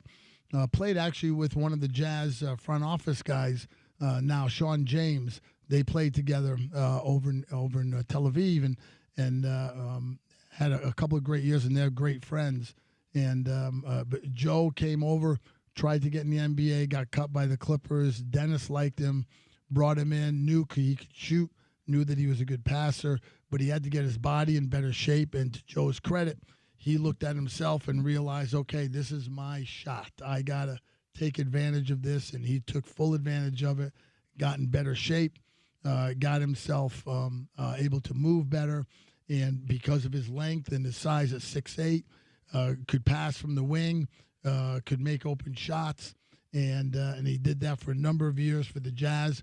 The other thing about Joe is that he brought an unusual mixture of toughness on the floor and getting into guys' heads on the floor, but then coming off and getting on the bench and joking, having fun, making light of situations on the bench with his teammates to keep everything loose and fun for them. And he was that way in the locker room, on the road, what have you. But it's an unusual mixture when you have both of those things that one guy can do and do effectively for your team, and then be a guy who's willing and is smart enough to understand, I have a certain role. I'm going to fit into this slot here, and I'm just going to do that. And I'm going to let the other guys do what they do to help us to affect winning. And that's one of his great characteristics, was recognizing that and being able to put that into effect on the floor for a team that was a constant winner while he was here. Let me ask a follow-up about Joe, because, and I'll tell you off air where this came down, but somebody with the organization heard me on air talk about what a locker room leader he seemed to be, what kind of like a glue guy he seemed to be. And I can remember somebody asked Gordon Hayward who his best friend was on the team, and he said Joe, which I found kind of interesting. And then during the whole Rudy Donovan thing, it felt like Joe was kind of the only one that was kind of like, dude, can we not do this, please? What's real about the type of locker room guy Joe was? Yeah, no, well, Joe, remember, people forget that in the Gordon Hayward summer when he left, Joe was also a free agent. That's right, yeah. And Joe went to Joe was in L.A., and Dennis and a couple of guys went to L.A., met with Joe, and said, hey, we have a meeting with Gordon in a couple days, but we want you to come back. We want you to make sure what we're trying to figure out here, what we're trying to keep together.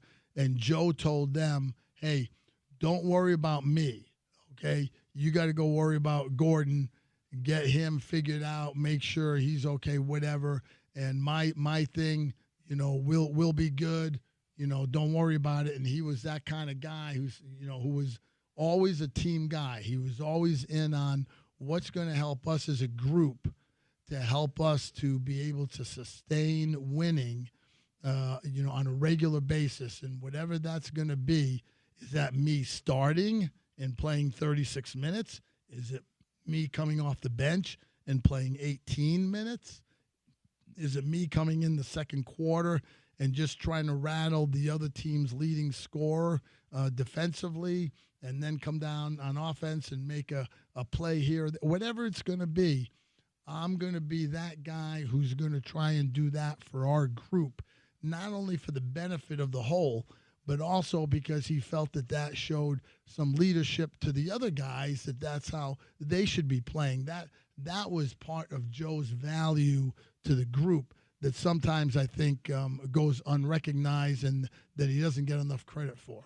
Yeah, and I've always just kind of wondered exactly what's real and what's not, because I know at times maybe he could grate on people with the ability, I suppose, to be very witty and sometimes very sharp And we live in a state where some passive-aggressive tendencies exist, and sometimes people get their feelings hurt. Is there anything there? No, but Joe is great. Joe was, what you saw out there on the floor, that's who Joe was in the locker room, on the plane, at the hotel, on the road, whatever. Joe is a genuine guy, and that's why everybody on the team liked him. The coaches loved him. They loved working with him. He understood, and he was a good connector between the coaching staff and the players. If there was ever anything going on, the coaches, Quinn Snyder, his staff, Alex Jensen, they could go, to Joe and go, hey, Joe, we think such and such, there's a vibe. So, no, I got it. And Joe would go, and Joe would, would wait a day or later in the day or whatever, would be on the plane. And he was a guy who could talk to the other players and rationalize with them about what was happening and what they needed to address as a group. But he had that status, right? He had that standing. People know him as a guy from Australia and is, a good player for the Jazz.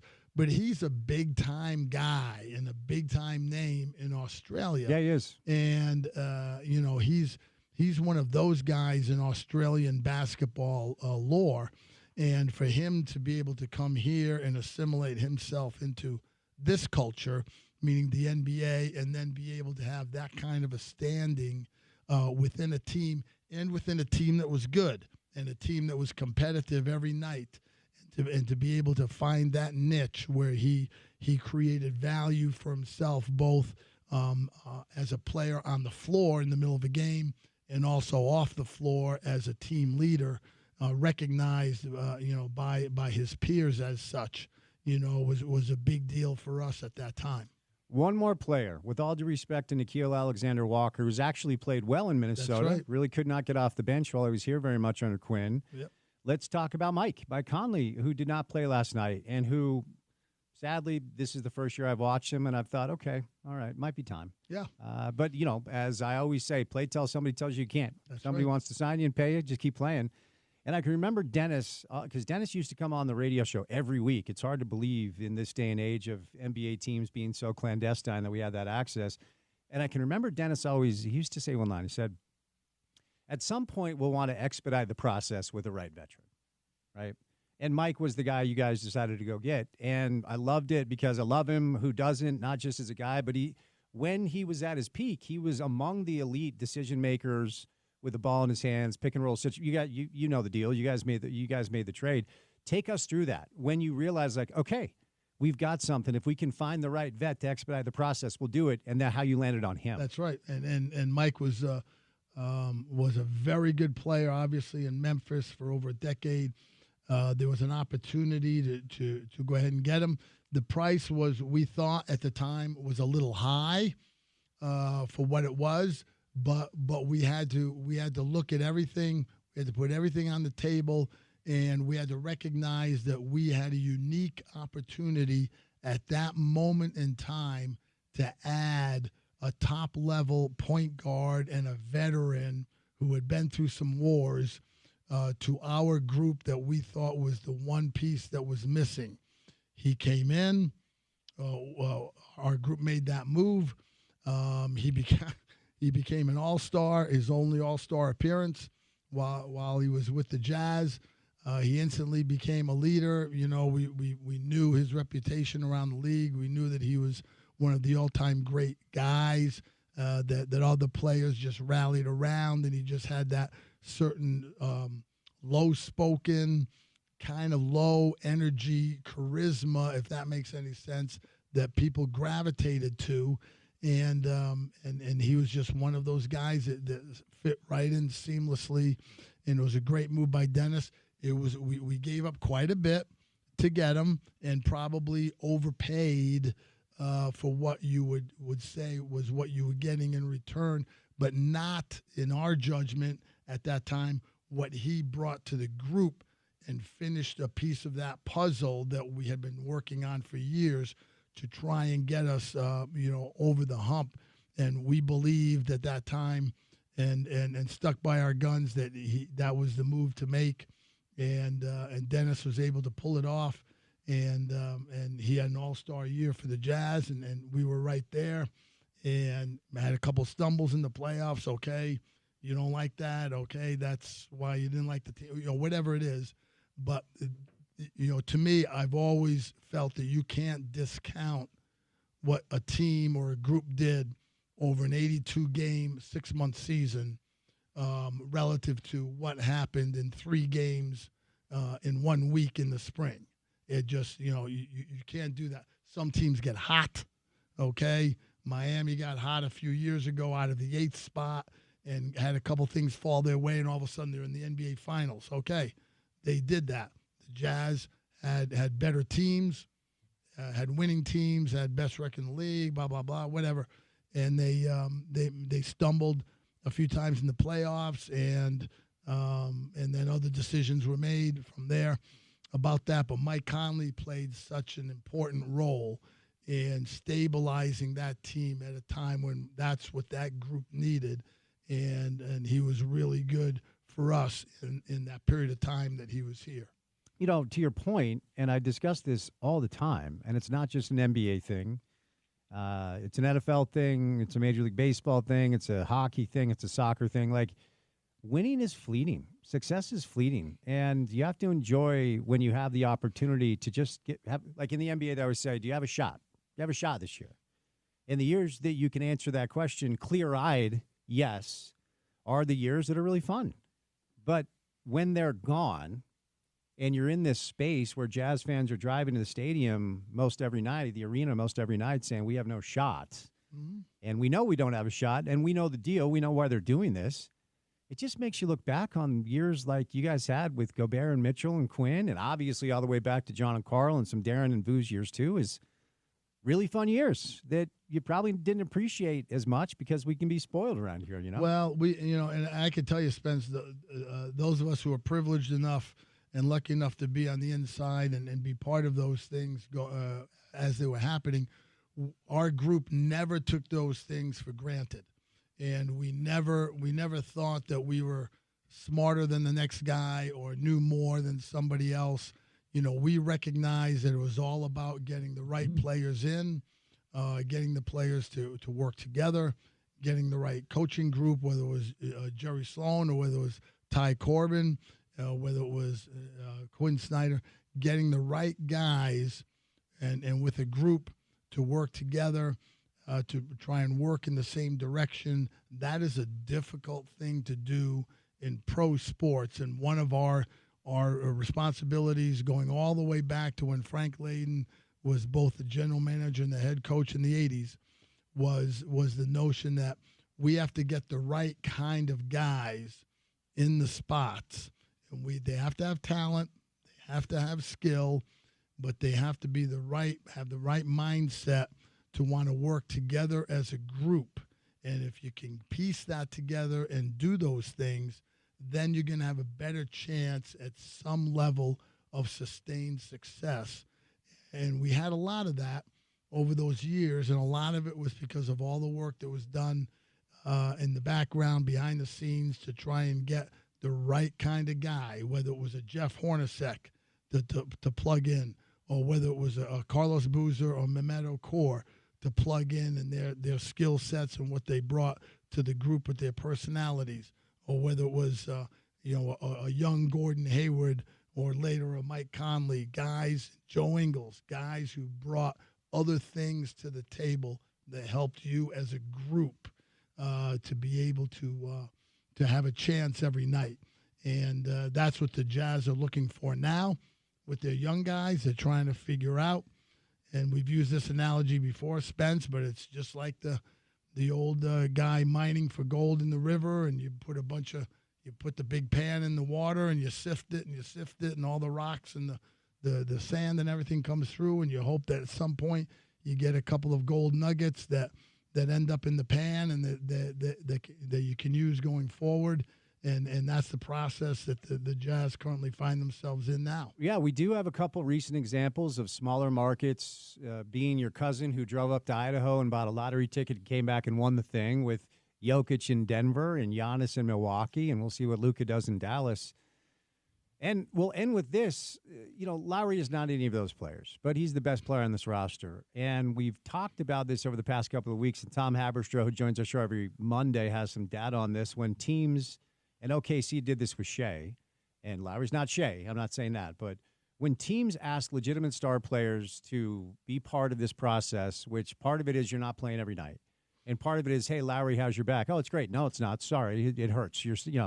And what's undeniable is Lowry's numbers are down across the board. They just are. Shooting percentages, splits. You can get into the weeds on Basketball Reference. He's doing nothing better this year than he did last year, or certainly the year before when he was an All-Star. What's the danger of asking a 27-year-old franchise pillar to be part of this, and is there a danger that you're wasting part of his prime? Before I set you loose, we'll end on this. But it's the danger is if you have a guy who's not buying into what's going on. Right. And with Lowry Markkanen, all signs point to the fact that he understands. He was here. He had a chance to play out as a free agent and choose where he would want to go the second half of his career. That's how the collective bargaining agreement works in the NBA. He chose to sign the long-term extension because he likes playing in Salt Lake. He likes the community. He likes living here. A lot of it has to do with his background and his upbringing, in Finland and some of the similarities of living in Salt Lake and outside of Helsinki and all those kinds of things, which are real-life things. But his family likes being here. He knew what the deal was when he signed the extension. He knew that it was going to be some growing pains, and he bought into that. And that's what you need. You need a guy who understands the landscape and is willing to be part of that with you. Yeah, his numbers are down this year. I attribute that just to being the fact that he doesn't have as much help. And the other teams that are playing are now gearing on him. And they know, hey, if we slow Markkanen down some, then those guys aren't going to have much of a chance to win because of the limited help he has. And so part of that is on that cause for other teams targeting him and him not trying to do too much. He's just playing his game and he'll be fine. He'll be fine. And if they can get him some help, then he'll be able to also go along with that and hopefully be able to see a light down somewhere at the end of that long tunnel. Smitty, great to see you, my friend. Welcome back to the real world where it's not 80 degrees and sunny every day and you don't have little drinks with umbrellas and all-you-can-eat food. So welcome back to slumming it with the rest of us. It feels like that, Spence, whenever I'm with you. That's the vision I get. The great Richard Smith. Before we catch a break, it's time now for our Uinta Golf PGA Tour update. And that's brought to you by our good friends, of course, at Uinta Golf, where they've got a bunch of deals right now prior to the season, which we'll get going here pretty quick. Shout out to Ping. The new G440 driver delivers faster ball speeds along with Ping's game-changing forgiveness. The G440 irons are designed for more distance and control. At Uinta Golf, it's 560 East, 2100 South. Also locations in Sandy, Riverdale, and Orem. We head now to the AT&T Pebble Beach Pro-Am at Spyglass Golf Club on Pebble Beach, California. Here we go. Big moving day today for our guy Tony Finau. Jumped 11 spots. He's 10 under par. That's good. Tied for fourth. Your leader in the clubhouse, all the golfers in the clubhouse now. Sepp Straka, 14 under. Cam Davis. Sepp Straka has a 3-stroke lead. Holy smokes.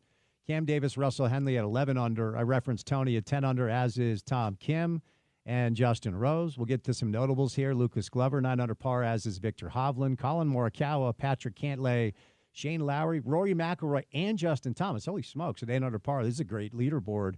So a lot of big-time names in the mix. Scotty Scheffler, the number 1 golfer in the world, 7 under, which is 7 back, but you never know what can happen. So AT&T Pebble Beach Pro-Am going on right now at Spyglass. We'll catch a break. We'll get to the 5 o'clock hour of the drive on a Friday right here on ESPN 700.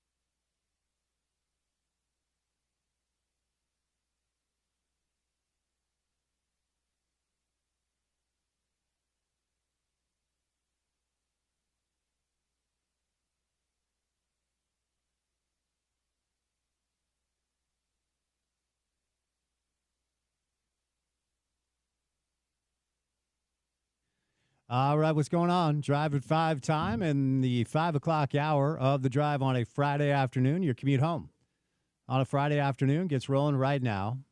Happy Friday to you. Congratulations. You made it weekend time. Big old deep breath. You got out of bed every day, right? Probably didn't feel like it some days, but you did it. And now it is weekend time on this Friday afternoon in the 5 o'clock hour. We've had a really, really fun show, really busy show with a lot of good guests. Did some college basketball right out of the gates today with Spencer Nelson, former Utah State Aggie. Talked Utah State, talked Utah, and talked BYU.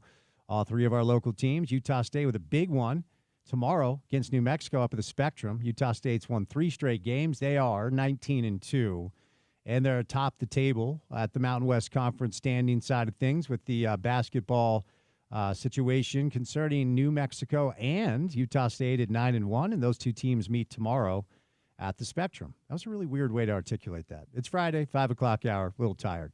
So big game tomorrow for Utah State. Jared Calhoun, another Utah State coach, getting a lot of great results early on. BYU will travel to UCF. 3 of their next 4 games are on the road. So they'll see UCF tomorrow. Then they're back home against Arizona next week, on the road against Cincinnati and West Virginia. BYU, with their recent run of play after that loss to Utah, they've shot up to 38 in the net, according to Ken Pom. And they're 5-4 in conference, 14-6 overall. That's good for tied with Baylor, right behind Houston, who has not lost a conference game. Arizona 8-1, Iowa State, Texas Tech 7-2, Kansas 6-3. Then it's BYU and Baylor at 5-4. The Utah Utes, Craig Smith will join us coming up in about 15 minutes from right now. Hit the road to take on Oklahoma State. After beating Cincinnati at home, Utah actually has a really interesting opportunity in front of them, but they're going to have to play well on the road. You know, in college basketball, certainly in a conference like the Big 12, that's second probably only to the SEC this year. If you want to find, 8, 9, 10 conference wins, you've got to play well at home, first of all. Then you've got to go steal a couple on the road. Utah did get one on the road early at TCU, but 3 of their next 4 games are on the road, just like BYU. But their only home game, Colorado, is very winnable. So at Oklahoma State, winnable basketball game. Home against Colorado. Colorado might be the worst team in a conference. Oklahoma State 2-3 in conference play. Then they're at West Virginia and at Cincinnati. They've already beat Cincinnati. Cincinnati's 2-7 in conference. West Virginia's good. They're solid at 4-5, which is where Utah's at 13-7. So that's not going to be an easy game. But you come home to take on Kansas and Kansas State. Then it's at UCF, at Arizona. The schedule after the next 4 games really gets difficult. So if Utah has any premonition of being an NCAA tournament team, right now is the time for them to get some results, certainly, with some winnable games. There is some, it's not really breaking news out of the NBA, but with the NBA trade deadline right around the corner, Sham Charania from ESPN is reporting both Golden State and the Phoenix Suns are aggressively pursuing Jimmy Butler. Now, is that a true report? Is that Miami planting that story to leverage the situation to get a better deal? Who knows? But Jimmy Butler and De'Aaron Fox. Now, De'Aaron Fox is a really, really talented point guard from Sacramento, and ultimately they've decided to move all along from him, according to reports. But nothing new as of now when it comes to news, tangible news on the NBA trade deadline. Of course, we are just about 10 days away, 10 days away from Super Bowl 59. We had Terrell Burgess on earlier. Terrell's really, really good at the media stuff. He was with Buffalo earlier this year. He was part of that great 2019 Utah football team, and he suffered an injury, was released. He is now back in California trying to stay healthy to get potentially another shot to play some pro football before he decides what's next. He is only 26 years old, so hopefully, ultimately, he'll be able to get another opportunity to play some football before he gets into the next phase of his life. But we talked some Ute football. We talked some college football. We talked some Super Bowl, some pro football with Terrell Burgess earlier. And then we just did an hour in studio with Richard Smith, who is now back in town after a number of weeks on vacation. So I always appreciate Smitty stopping by to do a little jazz. Jazz were in action last night against Minnesota, some old friends in town. And we kind of discussed with Smitty the dynamics of watching the Rudy Goberts of the world, the Joe Ingles of the world, Mike Conley as well, the 3 main cogs on the team. Nickeil Alexander-Walker is also a Timberwolf. But I thought Smitty had some really interesting perspective on just how that group was able to grow together, what it was like to watch Rudy grow together. You know, it's an exercise in futility, but I'll always wonder what the Jazz could have looked like if they just decided to do the Mitchell deal and then hung on to Gobert, because the Donovan deal did bring you Lauri Markkanen, right? And so, if you kept Mike Conley, and obviously Mike is now in the phase of his career where he's in the December of his pro basketball career, and he's ready to probably step aside. Didn't play last night, but when Mike has played this year, he just looks like a point guard that's aged. But, a couple of years maybe left with Mike Conley. If you hold on to everybody outside of Mitchell, what does that team look like? A Lauri Markkanen, Rudy Gobert front court. You add Bojan Bogdanovic. Move on from him. You keep Royce O'Neal. You keep Mike Conley. Even Joe. I guess Joe was hurt at the time. But, whenever these players roll back into town, it's kind of interesting to do some of these exercises to see what it would have been like if you decided to do things a little bit differently. Does Quinn stay if they just move on from Donovan and not Gobert? I mean, Quinn obviously didn't want to work for this new ownership group, and neither did Dennis Lindsey. And then Quinn himself said during his post-game presser he just didn't see any traction forward. But would there have been more traction forward with this team if you just do the Mitchell deal and keep Gobert? Who knows? Rumors out there that John Collins is being shopped potentially to the Sacramento Kings. Not sure what that would look like. I thought Smitty made some good points about Colin Sexton, because we ultimately talk about Colin oftentimes as a much older player because he's not as young as Sensabaugh or Keontae or Filipowski or Collier or whatever. He's 26 years old, and he's in the midst of yet another pretty efficient year. He's become a 42% three-point shooter, and he does bring energy in a way that really no one else on the roster does. Sorry, that's just kind of how it is. I will say, and we talked about this a little bit earlier, that Isaiah Collier, he's got some juice in him that I'm not sure that I thought that he did. When you look at his splits over his 13 starts, he's about 11 points. He's about 8 assists. You love the 8 assists. His turnovers are problematic, just like Keontae's are, but he has lead guard tendencies and vision and feel that Keontae just doesn't. So Keontae now has been coming off the bench for 4 games, and I thought Keontae was really good last night. The best game he's had since coming off the bench, knocked down all 7 of his shots. I only turned the ball over once in 27 minutes of play. I had 23 points on 7 shots, which is ludicrous, and played 27 minutes. So that's kind of a rotational change that I do think actually means something. Gobert ate Walker's lunch last night. The head-to-head matchup between Walker Kessler and Rudy Gobert was very one-sided. Rudy kind of did last night what Rudy does more often than not every single night, with 16 points, 9 boards, 4 blocks, but he did have 5 assists. I wonder how many times Rudy Gobert had 5 assists in a Jazz uniform. My guess is you could count that on one hand without looking it up. Walker in 27 minutes, 1 of 6 from the floor. Gobert blocked him a couple of times. Didn't shoot a free throw. Only had 8 rebounds. Did not block a shot. That was a pretty one-sided matchup. For the media brigade out here that believes Walker Kessler is in Rudy Gobert's category, just stop it. Maybe one day he gets there, but I know there are a lot of people that cover the Jazz, right? Actual things on paper for outlets to cover the Jazz that made the point that Rudy and Walker were similar, or Walker was far ahead of him in certain areas. Like, that's a silly thing to say. Gobert, 4-time Defensive Player of the Year. He is a Hall of Famer, no matter how you swing it. So Jazz welcomed in some old friends last night. They've lost now 8 straight games. That is a season high. Jazz are 10-36 on the year, and they are now jockeying with Washington for the title of the worst team in pro basketball. Busy night in the NBA tonight. A couple of games already going on. Clippers and the Hornets are early on. So are the Mavericks and the Pistons. ESPN will have the Nuggets and the 76ers. Will Joel Embiid actually show up to play against Nikola Jokic? He tends to dodge him from time to time. That game's about to tip off in about 10 minutes. You got Bulls Raptors tonight. We've got Celtics Pelicans, Bucks Spurs, and the late night ESPN game is interesting only because the reports are both these two teams are currently actively aggressively pursuing Jimmy Butler. The Suns and the Warriors from Chase Center in San Francisco. Phoenix is a 1.5 point favorite there. Kind of a light news day locally. The Utah Hockey Club is in action tonight. They are at home, which means for the second straight game, you get to go through a fake exercise where you're pretending to vote for the team name, and then you just give your information to Qualtrics and go from there, and then they're just going to do whatever they want. The Utah Outlaws yesterday was implemented as a choice in lieu of, may it rest in peace, the Utah Wasatch. Then the Utah Mammoth is option number 2. Then the Utah Hockey Club, which is my preferred choice, and the name of the team now is option number 3. Porter, if I had to ask you to guess right now when the dust settles and they just decide to do whatever they want to do anyway, the name of the hockey club here locally will be what? I think if you asked me right now, I believe they are moving in the direction of the Mammoths. The Mammoth, sorry, no plural there. Yeah, I think no plurals. Mammoths would be better, to be honest. That's another conversation about how this whole process has gone. But I think they're inching in that direction. But like I said yesterday, the process, I don't like how they've done it. I don't like how they've been a little, I think, not transparent in what they're doing with the process.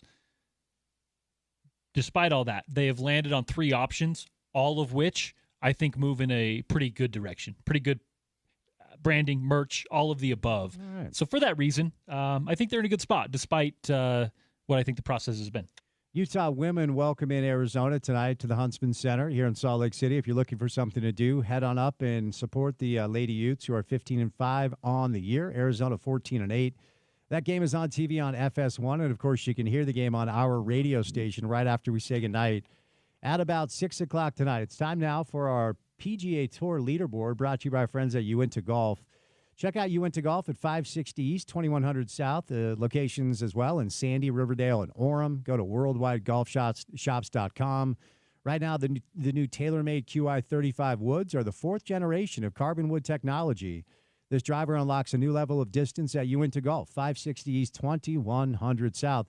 Moving day, technically it's tomorrow, but a moving day for our guy Tony Finau, local project, local West High boy Tony Finau. Jumped 11 spots today, carding a 67. Good for 5 under par on the day, now 10 under par for the tournament, and he is tied for 4th. Also tied for 4th, Tom Kim, Justin Rose. Sepp Straka has had 2 65s, and he is 14 under. That's good for a 3-stroke lead over Cam Davis and Russell Henley, who are at 11 under. A couple notables for you today. Lucas Glover, Victor Hovland are both at 9 under par. Colin Morikawa, Patrick Cantlay, Shane Lowry, Rory McIlroy, and Justin Thomas are at 8 under par. This is a jam-packed leaderboard. Sam Burns, Ricky Fowler, Scotty Scheffler, they find themselves at 7 under par, so right in the mix. Jason Day, Hideki Matsuyama at 5 under. Man, a lot of big-time players out there today. Ludwig Aberg, by the way, after a rough day withdrew, and Wyndham Clark at 3 over is 3rd to last, so some of the better players also struggling. So it should be a fun weekend at the AT&T Pebble Beach Pro-Am at Spyglass Golf Club in Pebble Beach. So there you go. Sepp Straka is your leader at 14 under par. All right, coming up on the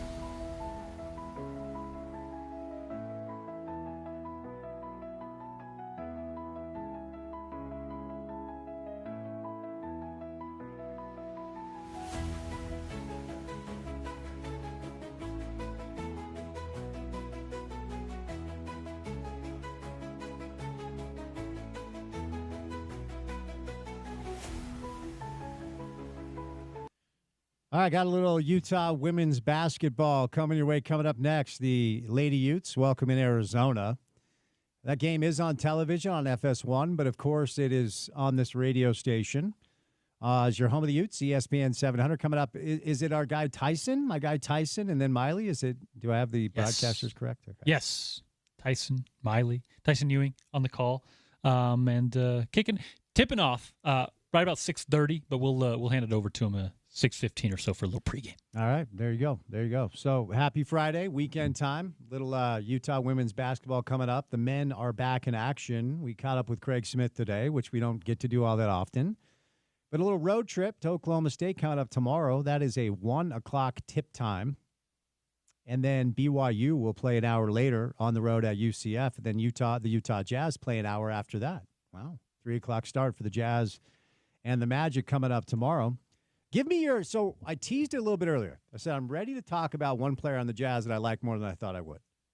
And the player that I landed on was Isaiah Collier. There's something about his physicality. There's something about his feel. There's something about his decision-making, which is not always great. The turnover numbers for all these young guards through the roof, but you kind of expect that.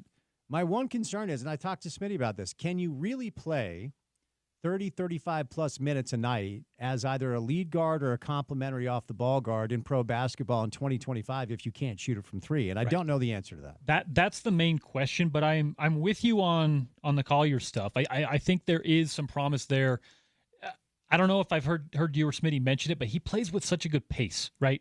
Now, not all the time. There are certain units that he works well with.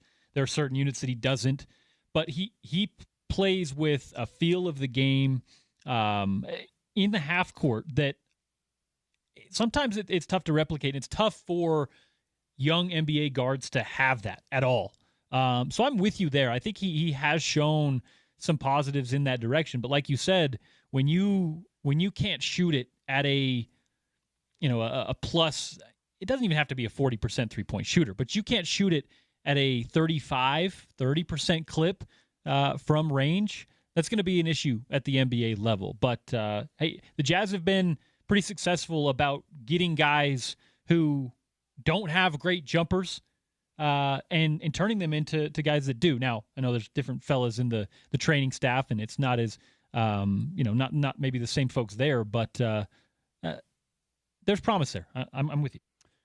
So the Jazz are back in action tomorrow. I'll tell you what, every time I fire up one of these Senior Bowl media members' accounts, they're talking about Karene Reed and Junior Tafuna. So a couple of Utes showing out pretty well. Fun to visit with Terrell Burgess early on in the show, kind of revisit that 2019 team that Porter and I both think is among the most talented teams, maybe the most talented team that I've ever seen here in the state of Utah, just on paper. Not a lot of news right now in the world of college football, as you would expect. There's recruiting lists, of course. There are the way too early projections with the 12-team CFP in the top 25 that we kind of have some fun with on the program. We'll do a lot with the Super Bowl coming up next week, Super Bowl 59, which, by the way, will be on this radio station. We are the home of the biggest and best college and pro football games right here in the market. Kansas City is still a 1.5-point favorite, and the over-under hasn't moved either. I'm stunned with the amount of money that's bet on this game every year. I don't really love the current climate of where we find ourselves with the ability to gamble on sports, but I'm stunned that line has not moved. So we'll have a bunch of Super Bowl content for you coming up. The NFL free agency is right around the corner as well. But we'll get out of here for a Friday edition of the show and make some space for Tyson and Miley coming up next. Utah women's basketball taking on Arizona. Should be a good one. Porter, what comes our way on a Monday edition of this radio program? On a Monday edition of The Drive, we'll talk some NBA Daily Assist with our guy Tom Haberstroh, some Utes with our guy Josh Furlong.